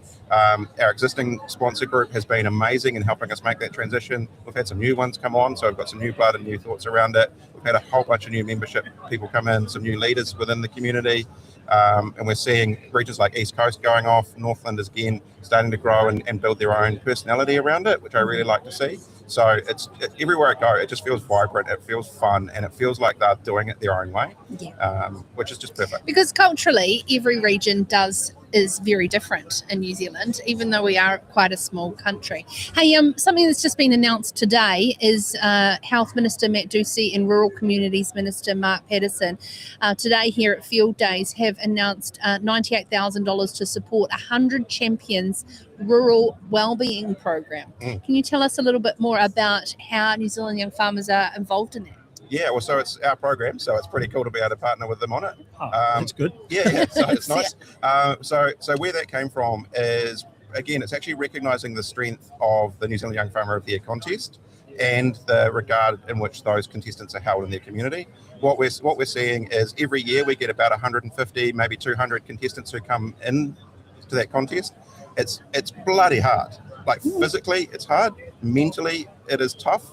Everything about it pushes them as far as they can possibly go. And so what we wanted to do is be able to recognise the performance and the resilience that comes from that. So give them some resilience coaching, give them some access to some mentors and help them build themselves into be the best version of themselves they can be for that competition. And then through that, they'll then go out and become 100 rural champions for mental health and wellbeing and performance in the sector. So it's recognising their role, supporting them through the contest, and then seeding them back out into the industry, which we see as our role. I'm really enjoying that style. Like Safer Farms are doing the same with the, health and safety. Having farmers as ambassadors really actually drives it home harder. Yeah, and again, it's authentic. It's coming from the generation who are going to be the future managers, who are going to be the future owners. So we need to help them design it, build the language around how they talk, and make it real. There's no point kind of pushing it down from the top. These kind of initiatives, as you say, like the farms, the Safer Farms, the work that Farm Strong does, and we're working quite closely with them actually on the 100 champions. It's from within, it's real, and that's what's going to make that change happen and stick, I think. Yeah, they speak their own language, They which do, is a they bit do. different to Yeah, ours yeah. at times. So, yeah, they're not that interested in hearing us preach to them. No. Yeah, so exactly. No, it's a great one. The finals themselves coming up in a couple of weeks in Manaki. Yes. Do you get a sneak preview of any of the preparations, or what do you hear? So I get, if you mean by sneak preview that the team is stressed to the eyeballs and we're helping them through that, I get to see that preview every day. But Sophie and the team are doing an amazing job with the prep. The local conveners and the NACI, I mean, it's a powerhouse region for farming. And they're putting everything into it, and it's just, again, that regional flavour that they bring to it, epic. I can't wait. The contestants are amped for it. I think we've got a great crowd, and what I have seen, the modules that they're going to be put under, the test they're going to be put under, it's going to be one of the tougher contestants for sure. They'd love to hear that. I know. I'm dying to ask you, actually, Shane, since you can sign off on these things from the top. Oh, great. Yep. We would like to have a little fun with the general knowledge quiz of rural broadcasters and those in rural media, pitted off against each other. Yeah. 'Cause Annie and I think we might have a chance, you Yeah. see. And you've got all those great quiz questions. Could we do a fun charity young farmer quiz to see? What, for rural broadcasters? Yeah. 100% yes. Yes. I mean, All in. Jamie Mackay does get a little bit sensitive when he loses those, so we'll just have to wrap some well-being support well, around he's going it. to lose, so that's okay. Yeah, well, he's used to that. Yeah. He might know his acronyms. Yeah. But Shane, thank you so much. Another really exciting thing I just wanted to ask you is to highlight, another announcement today. Todd McNally has announced the Minister of Agriculture's Future Leaders Scholarship. That's another very exciting way for us to get out overseas. I've done that, been funded by AgMart to go out overseas and have my world opened and come back with that knowledge. Another initiative from the government today. That's absolutely cool. And what we're seeing is, I think, the benefit of a whole bunch of MPs and ministers across parties who have dirt on their boots. They're out there in their rural communities. They understand what's actually going on. And things like this, where we can help young people get offshore, broaden their horizons, blow their minds, build some international connections, and actually understand what scale looks like and how to achieve that. It's worth every cent you can put into it. If you want to invest anywhere, invest in that kind of program and invest in our youth to get them offshore, I'd say. Yeah, definitely. I agree. Thank you very much for your time. Thank you. It was good. I know you're a very busy man. You have all of those boys here to keep under control for the next couple of weeks, next couple of days, I should say. Yeah, it's going to feel like a couple of weeks. Yeah, it certainly will. And but no, they'll behave themselves. They're good boys. Sure, they are, absolutely. Yeah. We've spoken to all of them, I think. Yeah, Yes. great. Yeah. Cool. Absolutely. All right. So we continue our coverage, live coverage Thank you. here from the Ecolab site, right in the main pavilion. If you are at field days tomorrow or the next day, do come and say hi. Give us a big wave. We can wave at you while we're still live. We can. And we love catching up with everybody here as well. And I was just reflecting on it. Do you remember when they had the Rural Bachelor of the Year? Yes. Oh, those were good days. And then you'd see them out in town. I know. And Bachelorette as well. And crawling back in to field days the next day. That was a lot of fun. I remember a couple of years ago I was here and we were in town late on the Wednesday night and I met 4 or 5 young guys from Western Australia, Tasmania. Yes. And they had just flown in, got off the plane, came straight here, did the day and then went straight to the pub. They had no accommodation booked. They were going to, there's a term for it now. What are they? Winging it. No, not winging it. They were going to, anyway, raw dog it. They were raw dogging it for the next 3 days. Okay. Yeah. Yeah. So that's commitment. I just learned a term. Yeah. Yeah, that's a little bit what Alistair Taylor did with his accommodation. He raw dogged it all the way to Raglan. He did. Yeah. He did. Hey, so we're just going to go to a short break and bring up here as part of our agri-tech, and of course Field Days is renowned for its agri-tech innovation. Our agri-tech segment, thanks to our great friends at Sense Hub, we're going to be talking to both MSD Animal Health and Bovonic. CountryWide Connect with Andy Thompson and Sarah Birmingham Lamb. Success in dairy farming isn't a stroke of luck, because luck doesn't build legacy. People ask for our secret for winning, but there's no silver bullet. Our strength lies in our focus on small, disciplined gains. Strength is no longer about breaking your back. It's now about precision. Our strength is in taking care of our people, because you need a winning team to get winning results. Our strength is also in our use of innovation. It's a reliable way to win, and Ecolab helps to keep us at the top of our game. The strength of the NZ dairy industry is one smart, solid choice at a time. Our first thoughts when Sarah introduced it to us, I thought game changer in almost every possible way, from cost savings, environmental impact, the precision and accuracy of just keeping everything efficient. Yeah, time saving too, really. We are now reassessing our farming business because we have potential to be more productive. We can now look at increasing our stocking rate because we can now put fertiliser where it needs, which means in return we get more grass. It really allows us to optimise nutrient management. We can use the tools to map out and just put the nutrients exactly where it's needed.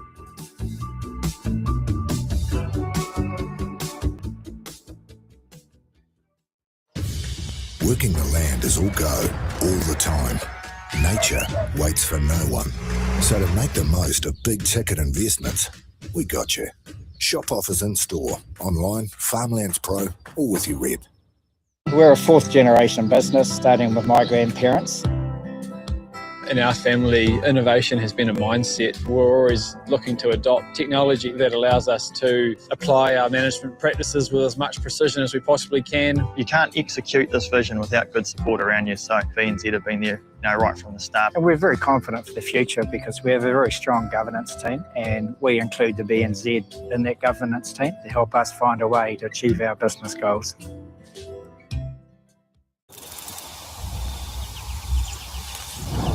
The sense to accurately detect she is on heat. The sense to know she is unwell. The sense that you can hold in your hand. It just makes sense.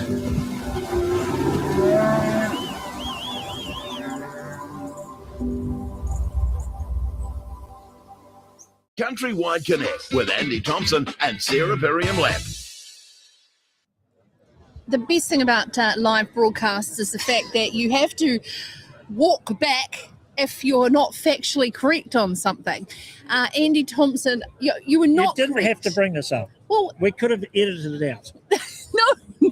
So raw dogging is actually a TikTok phenomenon where it's endurance during a long flight where you don't have any digital devices, movies, books or food.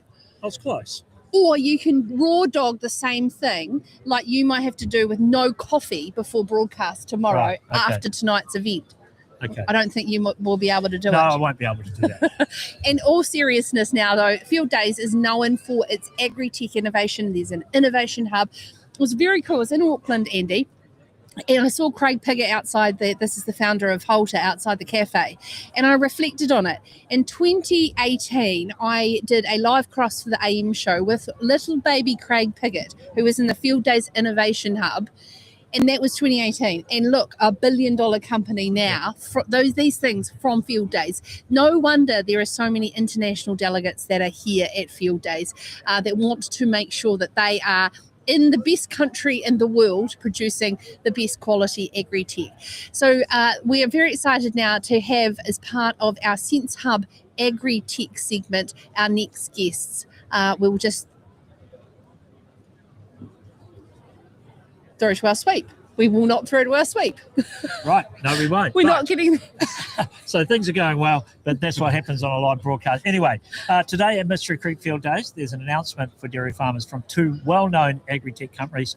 They're keen to tell us about an agreement that's recently been signed to help support dairy farmers and proactive herd management. To talk us through what this agreement means, joined by Austin Heffernan, Technology Business Unit Lead with MSD Animal Health, better known to many dairy farmers as Sense Hub, formerly known as Allflex. That sounds a bit like Prince. And Liam Kempsoff, founder and CEO of Bovonic, who's developed mastitis detection technology, QuadSense. G'day, guys. Welcome to the show. Appreciate your time. Sorry for the long-winded, mangling interruption. I'm so sorry. I know things are not going well. But anyway, talk to us, Liam. Welcome to the show, mate. Thank you. So what's going on? What's happened here with this agreement between you and MSD? Yeah, I think we both parties have recognised that farmers don't want a lot of separate systems and a lot of things to worry about, and that we can do better things together. So this is a collaboration agreement to start looking at a collaboration, exploring options to see how our two products could start talking together, connecting. Okay. So tell us about your product first and foremost. Absolutely. So Bovonic, over the last few years, we've developed a inline mastitis detector called QuadSense. So we launched it 2 years ago at Field Days. And so this product is all about making mastitis detection easy, earlier, and very practical for everyday farming. Over the last 2 years, we're sold about 6,000 units to 250 farms. And it's been great to see the impact on farms. I think I had a chat to you guys. Where was it? Might have been at CD Field Days. I came in and had a chat to you guys and saw it in operation. And as a dairy farmer or an ex-dairy farmer, I'm very jealous of this technology because I'd struggled for years to try and keep mastitis down. If I was under 400,000, I thought I was doing well at times. Admittedly, I was on a West Coast dairy farm and we do have some climatic issues, but just so how does it work? I'd love to know how that works because it is such a curse. Yes, so we tried to do two things. First, make it very accurate as anything else out there or more so. And so we actually took a lot of the science from the robotic milking systems, but brought that into the conventional milking cluster. So we're really accurate. But the other thing we did was to make it as easy as possible to adopt. And so this means quite affordable compared to all other options, but also self-installable by farmers, and it doesn't really change any process. So just slots right in, very easy to adopt, but does a great job. And Austin, I guess the thing for you guys at MSD with your fantastic technology that you've already got, you will be integrating this into your existing systems, right? Yeah, correct. I mean, the intention is to integrate it through. That's part of what we're going to, the collaboration agreement is about, is exploring what that might look like. And I guess for MSD Animal Health and for Sense Hub, we're all about finding what's an easy solution to make it easier for farmers, to protect their future when they're making investments in technology. What's the technology decisions they should be making that's going to set them up? And the mastitis one, you've touched on it. I mean, I milked cows for 20 years, and so, we're going around stripping quarters, you're checking this, and you're always looking at the filter sock, and you've got your concerns. So, when we first spied this, 2-3 years ago now, we're kind of going, that's kind of cool. Let's see how it evolves. And Liam and the team does such a fantastic job. So, we were pretty keen to start building something to go forward because a lot of our customers are asking, simple, usable technology, and that's what these guys have got. Austin, I enjoyed your presentation on the MSD site last year, and in your role as a technology lead for MSD Animal Health, you really have quite an ecosystem approach for Sense Hub Dairy, don't you? You're really keeping your eye on how we can have a full functioning technology infrastructure on farm.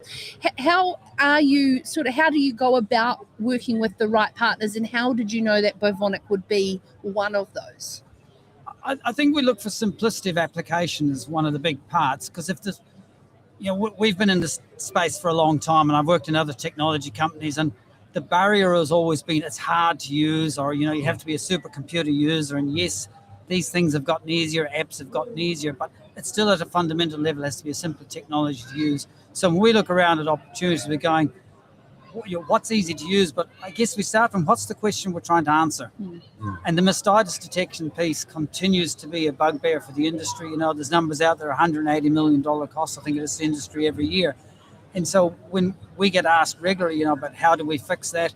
We've got some solutions. You know, they're a bit more complicated, or they're, you know, some of these solutions are quite expensive. And as technology emerges, you know, we've got to use smarter and smarter technology. And again, we look at the Bovonic solution in Quad Sense, we're going, that fits. This is such a good move. And so we've been really excited. And we've visited some farms, and, you know, to make Liam feel too good about himself, but we visited some farms, and the feedback was phenomenal.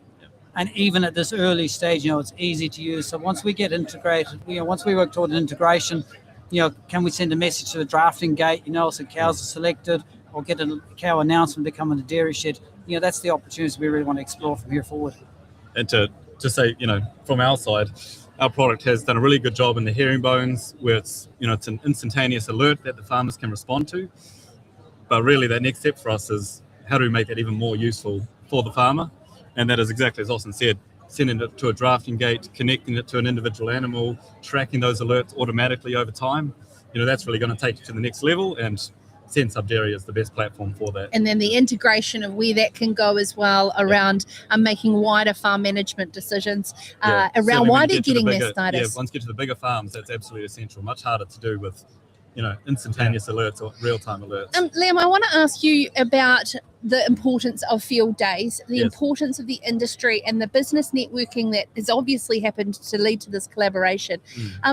Just your journey, your entrepreneurial journey, and what the support of the sector has brought to that.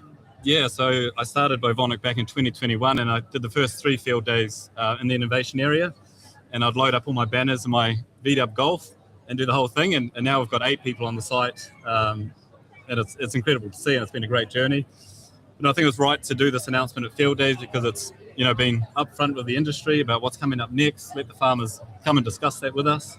So yeah, absolute focal point for the year, really, and face to face with the customers and the farmers, and it's brilliant.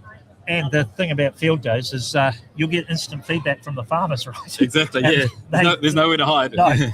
No, they will certainly. Yes, and that's great. Yeah, exactly. And Austin, it's the same for you guys, I suppose. Announcement now, you'll have farmers who will be letting you know what they're going to do. I really enjoyed what you just said then, and I think back to my time of farming, technology 10 years ago. We had technology, but nothing like now. But it was still the same.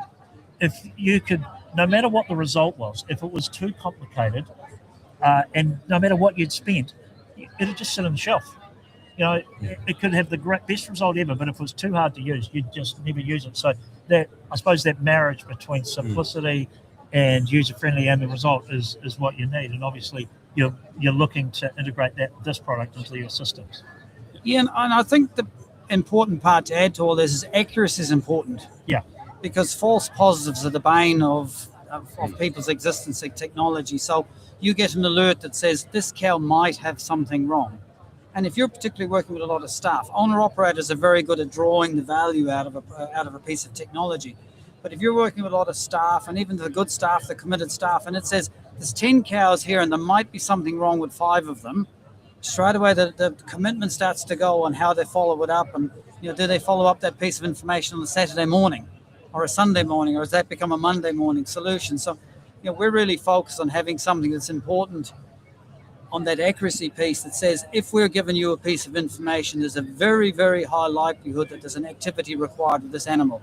And that's back to that individual animal piece. That's why the identification is important, and that's where, you know, the integration to the sensor, to the sort gates or drafting gates is that first step for us. Exactly. Amazing. Thank you so very much for joining us both here on the CountryWide Connect stage. Thanks, guys. Austin from MSD Animal Health and Liam from Bovonic. Thank you. What side where are you guys? What side? We're down something. Right. And if you've got the Field Days app, you can just simply type MSD. We're PC5. PC5. So and you've got some, because I've seen it, not at this one, but the last one. You've got some great tech there. So come get down along and and have a look. I think we're going to head down across there. E85. Fantastic. We're going to head over there tomorrow, Andy, and check out the Quad Sense technology ourselves, actually. Haven't we got some challenges? We've got a lot of challenges in life. Yes, I wasn't talking about that. Right, we're going to take a very short who's break. Next? I'm really excited about this guest who is going to be up with us very, very shortly. He is an ex-senior Army officer. He has worked with the Pentagon, New Zealand Defence Intelligence, New Zealand and US National Global Spatial Intelligence Agency. So the big question is why? Why are we talking to him? After the short break, you will find out. CountryWide Connect with Andy Thompson and Sarah Perriam-Lamb. Hi team, the latest rural insights out now from Bailey's. Look, fantastic momentum in the dairy industry at the moment. Commodity prices are fantastic, interest rates are down, stable government, all the stars are aligning for this year, so why wouldn't you want to be involved? We're seeing record sales for the first part of the season, so talk to your local Bailey's agent and they'll give you the full insight of what's been happening in the last few months. We're a fourth generation business, starting with my grandparents. In our family, innovation has been a mindset. We're always looking to adopt technology that allows us to apply our management practices with as much precision as we possibly can. You can't execute this vision without good support around you, so BNZ have been there right from the start. And we're very confident for the future because we have a very strong governance team, and we include the BNZ in that governance team to help us find a way to achieve our business goals. Working the land is all go, all the time. Nature waits for no one. So for workwear that can weather the weather, we got you. Shop offers in store, online, Farmlands Pro, or with your rep. Our first thoughts when Sarah introduced it to us, I thought game changer in almost every possible way, from cost savings, environmental impact, the precision and accuracy of just keeping everything efficient. Time saving too, really. We are now reassessing our farming business because we have potential to be more productive. We can now look at increasing our stocking rate because we can now put fertiliser where it needs, which means in return we get more grass. It really allows us to optimise nutrient management. We can use the tools to map out and just put the nutrients exactly where it's needed.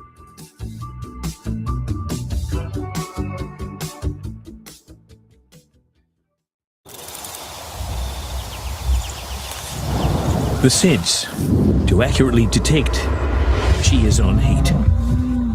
The sense to know she is unwell. The sense that you can hold in your hand. It just makes sense.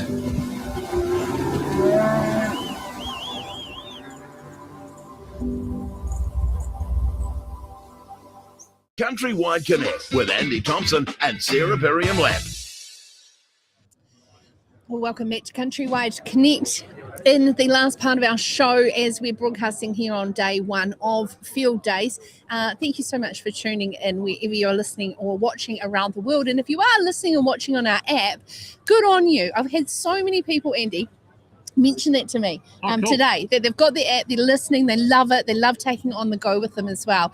And of course, they love catching up on demand as well. Hey, so joining us now is Tim Ewing-Jarvie, who is the Managing Director of Horizon Lab, a strategic intelligence firm that gives organisations a continuous updated picture on what's happening in the external operating environment, and as I said there just before the break, has got a rare combination of commercial and national security experience. So if we're talking geopolitical, which we love talking about, we do on CountryWide Connect, I've been looking forward to having a chat to you about Horizon Lab and how this is relevant to our farming sector. But first, give us your CV. It's pretty cool. It's a bit unusual, eh? Yeah. Look, it started out pretty standard. I joined the Army as a rifleman in 2007, subsequently commissioned as an officer in 2010. Spent about 10 odd years as an infantry officer down in Christchurch with the 2nd 1st Battalion. And then somewhere in my travels, got stuck overseas and ended up in the Pentagon, which is where I got to sort of come into my stride doing a bit more strategy work. So I was interested in knowing what years you were in the Pentagon because, you can pigeonhole a few things going on. When were you there? Yeah, so I came in right off the back as sort of Afghanistan was falling in. We got pulled out of there, dropped into the UAE, and then it ended up being a bit more expedient to go and work in the Beltway in Washington than to sort of fight back through the quarantine system. So what's it like being a Kiwi officer in the bowels of the Pentagon? How does that work? Oh, it's fantastic. Everyone thinks your accent's amazing, so you get asked to repeat everything in meetings. Yep. They're incredibly friendly. That genuinely take the shirt off their back, take you into their family home, show you all around. That American hospitality is still well and alive. So how is the New Zealand military then regarded in the Pentagon? I mean, what's the reputation like? Yeah, I couldn't speak to dynamics over the last couple of years, but certainly while I was there, we were a valued and trusted partner, and particularly our closeness to Australia as our only ally, it was sort of front and centre for what they were thinking about in the world. You would be such a great go-to for discussing what's happening geopolitically around the country. I know you've just been speaking at Farmlands as part of a panel around Horizon Lab. So what's your insight into what's happening currently, and where do you sort of perceive that it could be going? Yeah, look, at the highest level, the reason I'd open by saying that this isn't a disruption is that a disruption assumes you're going to go back to normal. I would argue that we've enjoyed sort of 40 to 60 odd years of unprecedented stability in our global trade system. We've had just-in-time logistics. We've had fairly consistently open markets, enforceable rules. But that produces things like hyper-specialisation. One country produces 5 to 10 things at scale because they can do it at an advantage, and they can import whatever else they want.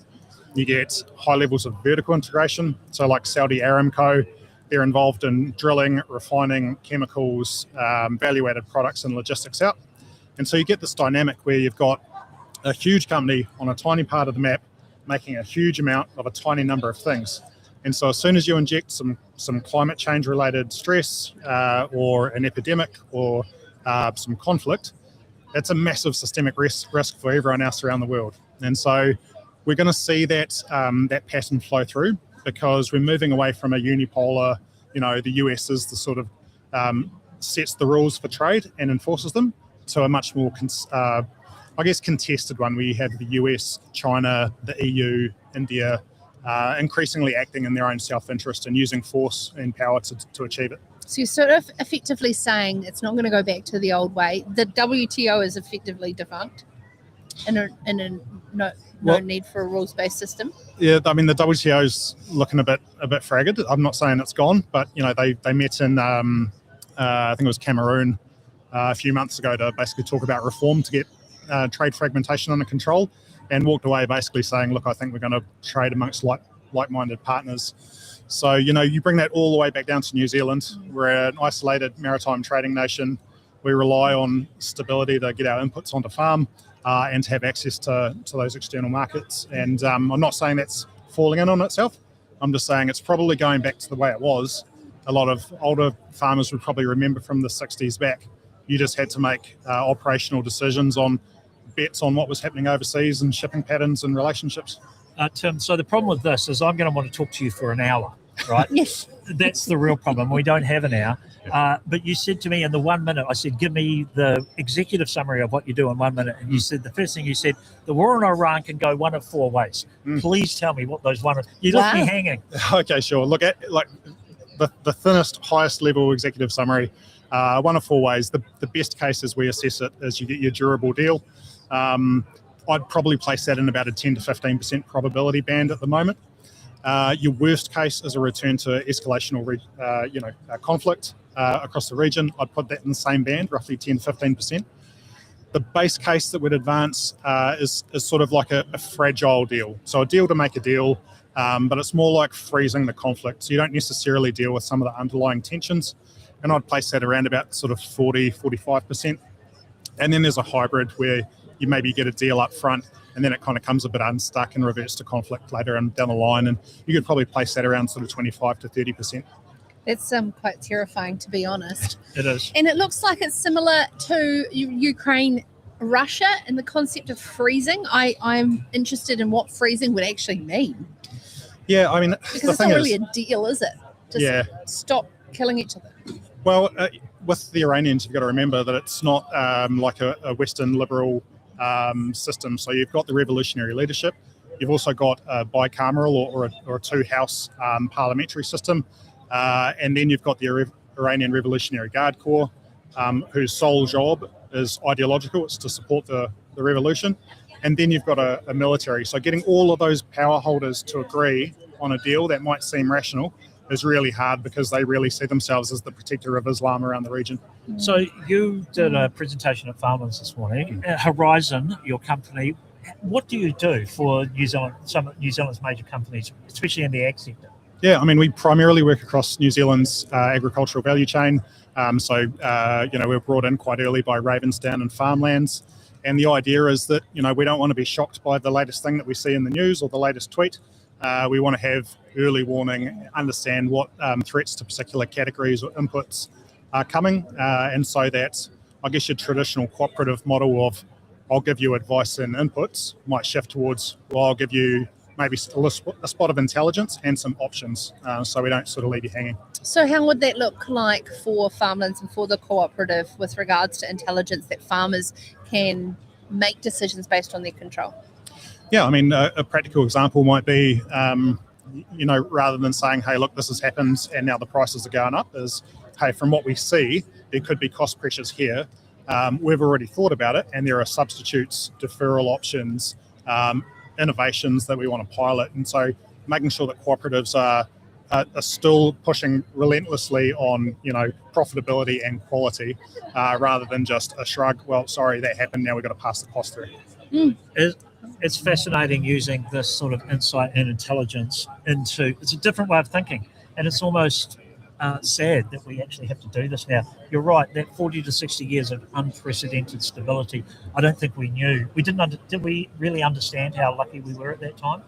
Oh, I mean, maybe we don't ever understand where we're at one moment. I don't think maybe the world realises what a historic moment this is that we're living through now. We sort of carry on about our business, but we are living in historic times, and we do need new ways of work and going about our business to make sure that we're resilient and robust heading into probably the next sort of 5 to 10 years. All right, Tim. Hey, thank you so much for your time. It's been fantastic to have you out. As I said, I could talk to you for an hour, and it would be an absolute privilege to do that. So Thank you so much, and great to meet you. Thanks for having me. Appreciate it. All right. Amazing. Thank you, Tim. Hey, now, very cool. I'm not sure if you know what's happening next, Sarah, because I'm not sure if you've caught up, but we do have another couple of interviews. Yeah, that's fine. I just want to say one of the most innovative things about our show, CountryWide Connect, is the fact that we don't have to jump off to move on to the next radio show that's just around the corner, because we are, in control of our own destiny with our live stream. And so if you want to interview more people, that's fine. Well, they just keep texting me, and actually, to be fair, some people who I'd messaged a week or so ago put them in the list, and then my bad. That's okay, my Andy. bad. So I'll get in trouble. Christina Alvarado, Head of Insights for NZX. Thank you so much, and lovely to see you in person. Yes, it's always nice to catch up here. Nice to see you for the first time in person.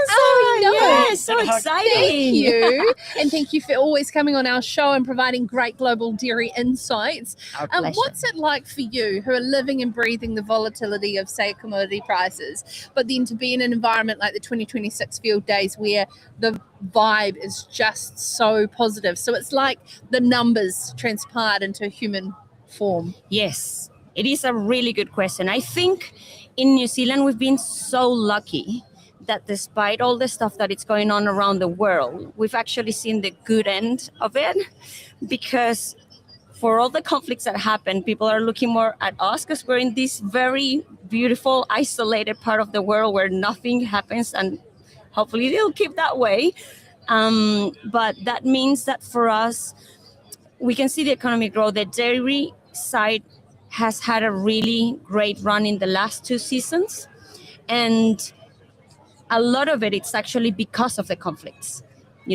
Everything that started nearly 2 years ago in the Middle East with Hamas and Israel, and now Iran, has actually positively impacted New Zealand, because we can ship product directly without having to go through the Middle East for countries in Southeast Asia, all of the Americas on the Pacific side. So that has meant that even though the world economy might not be looking so good for New Zealand, it has still looked good. And you can see it when we go to conference, we talk to colleagues in other parts of the world, from the US, from Europe, they've definitely had a rougher end of it. And the thing I would actually be sort of more looking for, it's actually the weather for us, how the El Nino is starting to shape. It's finally starting to see like it will hit us a bit bad. So I think it'll be good for everyone in agriculture to start preparing a bit for that. That's what I wanted to talk to you about today. Yes. Because in past El Ninos, the minute our Chinese, our North Asia customers start to think that supply is going to be affected in New Zealand, they start buying. Prices go north quickly. Yes.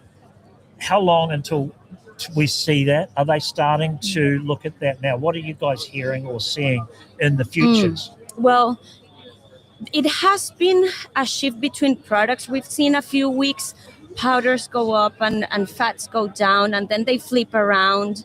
And in the last GDT was a really good, event to see that. Powders went down, but AMF and butter went up. Whereas in the previous one was the other way around. And there's been a lot of buying, hand to mouth, so immediate. But we have seen that China has starting to build a little bit of their stocks of whole milk powder. So the latest numbers that came through early this week reflected that they've definitely grown their whole milk powder stocks, not the skim milk powder, but there has been a bit of a switch where we can see they're starting to look a bit more into the future of what's coming. Again, it's also other countries are having a lot of product. The US has been trying to maximize their production, Europe as well. But again, we're in a really good position because of the free trade agreement with China, that they can get product with a good value from us, and it's great quality. That means that our product will still be sold. Yeah. It's you just referring to the El Nino with regards to herd rebuilding or any sort of shifts in our competitor markets that also export dairy. If we do have a short production window and our production drops because of the weather, who will around the world be in a position to make that up supply-wise? Well, I mean, all the core ones, right? But that means if they don't get hit by El Nino as well, because there's been a warning in most of the countries that they have to be aware of it. So we have the likes of the US, Europe, Argentina, Uruguay, who are, in the top exporters. Australia, we've seen that they've been hit hard with the weather in the last year. So it will be good for them to have a bit of a break, but who knows, right? Because if it hits us, it's going to hit them as well. So, yeah. No one will escape. But if supply starts to drop, the good thing about New Zealand in the last year was supply for dairy was up, 4.5%? Yes, we still haven't received main numbers for production, but we estimate that the full season it's going to end 4.4% up year on year. So there's definitely been growth from our end, and that's good. And hopefully, if that can be kept at least through these coming months towards the peak. If El Nino hits us after the peak, then it shouldn't be as bad. But the problem is if it comes forward in October, November. So far, the forecast is that it's going to hit from December and after. So hopefully, that will be pushed later. There is places around New Zealand that are going into the winter pretty dry. Yes. So it's how they emerge out of the spring. It's a really fascinating thing to be able to follow. And Fonterra, I'm sure, will be watching that very, very closely with forecasted milk price. Yes. How much do you think that will change throughout next season in terms of its volatility? Ooh. I mean, dairy is always very volatile, right? Well, we've forgotten that in the last couple of years, though, I think. Yeah, well, we do see changes from month to month and even sometimes week to week. At the end of the day, we've come very stable in the last two seasons, which is really good to see. But on the day-to-day, you do see some of that volatility, right? It comes a lot from the perception that buyers have. If they think there's going to be oversupply, then they sort of slow down their buying to wait for the prices to drop. But now if they think that there's going to be scarcity of product, then they'll start buying again. But in terms of the price, I think so far and in the short term, it's going to keep stable. The problem will be later on to see how it turns out. Yep. Hey, Christina, what's your plans at Field Days today in the next couple of days, and how important it is for you networking and hearing what's happening on the ground? It's great in both sides. First, because here's the place where we can get to catch up in person with most of our customers, and then hopefully meet potential ones. But also to see what's going on, right? All the new innovation, all the products. It's the best place, I think, to try to catch up with what's going on in the country, in current but coming products, innovation, all of that. So I'm really looking forward to see what new stuff it's out there, and talk with all the friendly faces that normally we get to meet here once a year, and try to build more connections. Yeah, and great to have you in person. And I can Thank guarantee you will be appearing on CountryWide Connect regularly as we go into what could be a very volatile dairy season. So Christina Alvarado, Head of Insights for NZX, thank you so much for coming on site. Thank you. And really appreciate all your input and all your help. No, thank you so much for having me. It's always a pleasure, guys. Fantastic. Amazing. Thank you so Thank you. very much. Christina Alvarado there from the NZX, our dairy and analyst. who we Last speak to interview, I often. promise. I don't believe you, though. I really don't. Because we should talk to Chris from Ecolab. He's got some yarns. Joining us now is Bruce Wright, who is the chairman of the AAFDA. Yeah, the Association of Agricultural Field Days of Australasia. And we can tell by that accent that you are an Aussie, and you've got a bloody Wallaby shirt on. I have, because I thought it was a great place to probably get a bit of sympathy. Well, you're in the Waikato. They get sympathy all the time, the Chiefs. Well, I saw the Reds and that sort of thing the other. So good luck to the Chiefs this Friday night. No, well, sorry, Andy. They're up against our beloved We are in the Crusaders. Waikato, so I'm going for the Chiefs, right? So Good chicken.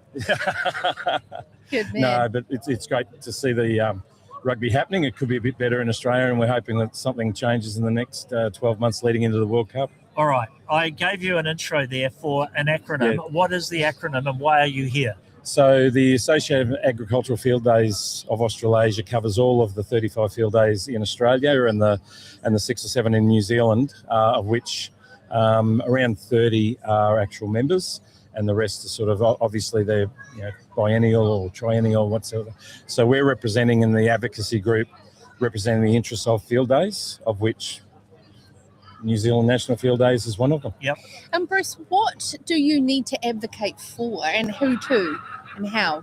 Well, I think there's been some reconstruction within the association to make sure that we are inclusive of both countries, because we both have our different challenges. We've both got different government interpretations and all that sort of thing. So the advocacy has been about, firstly, establishing a very strong base of knowledge about what field days are about, and that they are points of difference to any other event that's around the place. So, the things that we've heard today, innovation, and all that new resources and reference for farmers to see what the latest is, that they can become more efficient, effective, and all that. It's been an outstanding walk around already today to see what's here. And it's a credit to the committee for what they've done. Yeah, it's and obviously Mystery Creek National Field Days is the biggest event in Australasia. Do you have like an equivalent of say Mystery Creek or a national event? Yeah, well, I think really the major ones obviously are in Australia are a major broadacre field days. So in Queensland you'd have Farm Fest, in New South Wales, and you've got AgQuip and Henty. But if you're looking at the more, the field days that are around about the 300 to 400 exhibitor base, which is the majority, they are usually a lot more diverse in their industry, as important because they are servicing a specific region. Of the 35 that are in Australia, the average would probably be around about 300 to 400 exhibitors, yet these other ones might have 900 to 1,000. Yeah, which is interesting because we tend to have bigger ones here in New Zealand, all around that 500, 600, 700, and obviously field days here is, I think it's 1,300, which is insane at Mystery Creek. The organisation that you represent, you actually own your Primex. Yes. So where's your field day? It's in Lismore in northern New South Wales. And is it mainly a beef one? It's certainly got beef is the strongest livestock aspect of it. It's a medium broadacre, so very similar industries to the Waikato in the sense of blueberries and small crops and all that sort of thing. Up to the medium broadacre stuff is mainly sugarcane and those sorts of things. So. You've been to a couple, or you've been to. I know you've been here a couple of times. I met you here. I think it was a couple of years ago. I think I met you here the first time. Australian field days similar to what we experience here in New Zealand. Yeah, I think the fundamentals are the same no matter what. So I mean, they are a trade-based event, and they are about getting that connection. I've seen in the last 25 years, Andy, where you saw some exhibitors that were solely dependent on they have to sell over that 3 days. Now there's a reference point where I think probably the basis of COVID has changed the access to research for farmers. So it ends up that the field days can actually be the final point of contact. The farmers are coming in a lot more educated and understanding of what it is exactly they want. And they're coming in and going, right, let's do the deal. But they certainly, as always, any field day, they want a shirt front who they're dealing with. The conversation about online retail and that sort of thing. Yeah. It never will affect field days as long as we have this sort of contact. Bruce, I had a really great yarn with a local farmer who said, you know what I like about field days is because you see these companies now, I can't get what I need from online.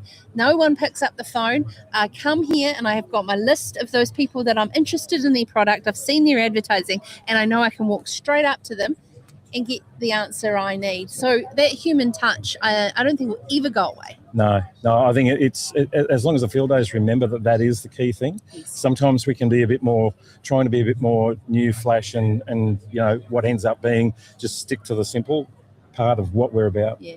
And the other part of it is the social aspect. Yes. For farmers getting off, like you're standing here and we're looking at hundreds of people walking past us and they're all meeting people and chatting, which is, I think, probably one of the most important part. Yes, the commercial part, the sales part, but just that social interaction, getting off farm, meeting people you haven't seen for a year, whatever it is, or 6 months. It is integral, right? It is, and I think that's another fundamental part, the social and the well-being part for farmers, because they were working, a lot of them, 7 days a week. If they're not, they might be working 2 or 3 jobs just to keep things going, so they don't have that time to go and catch up.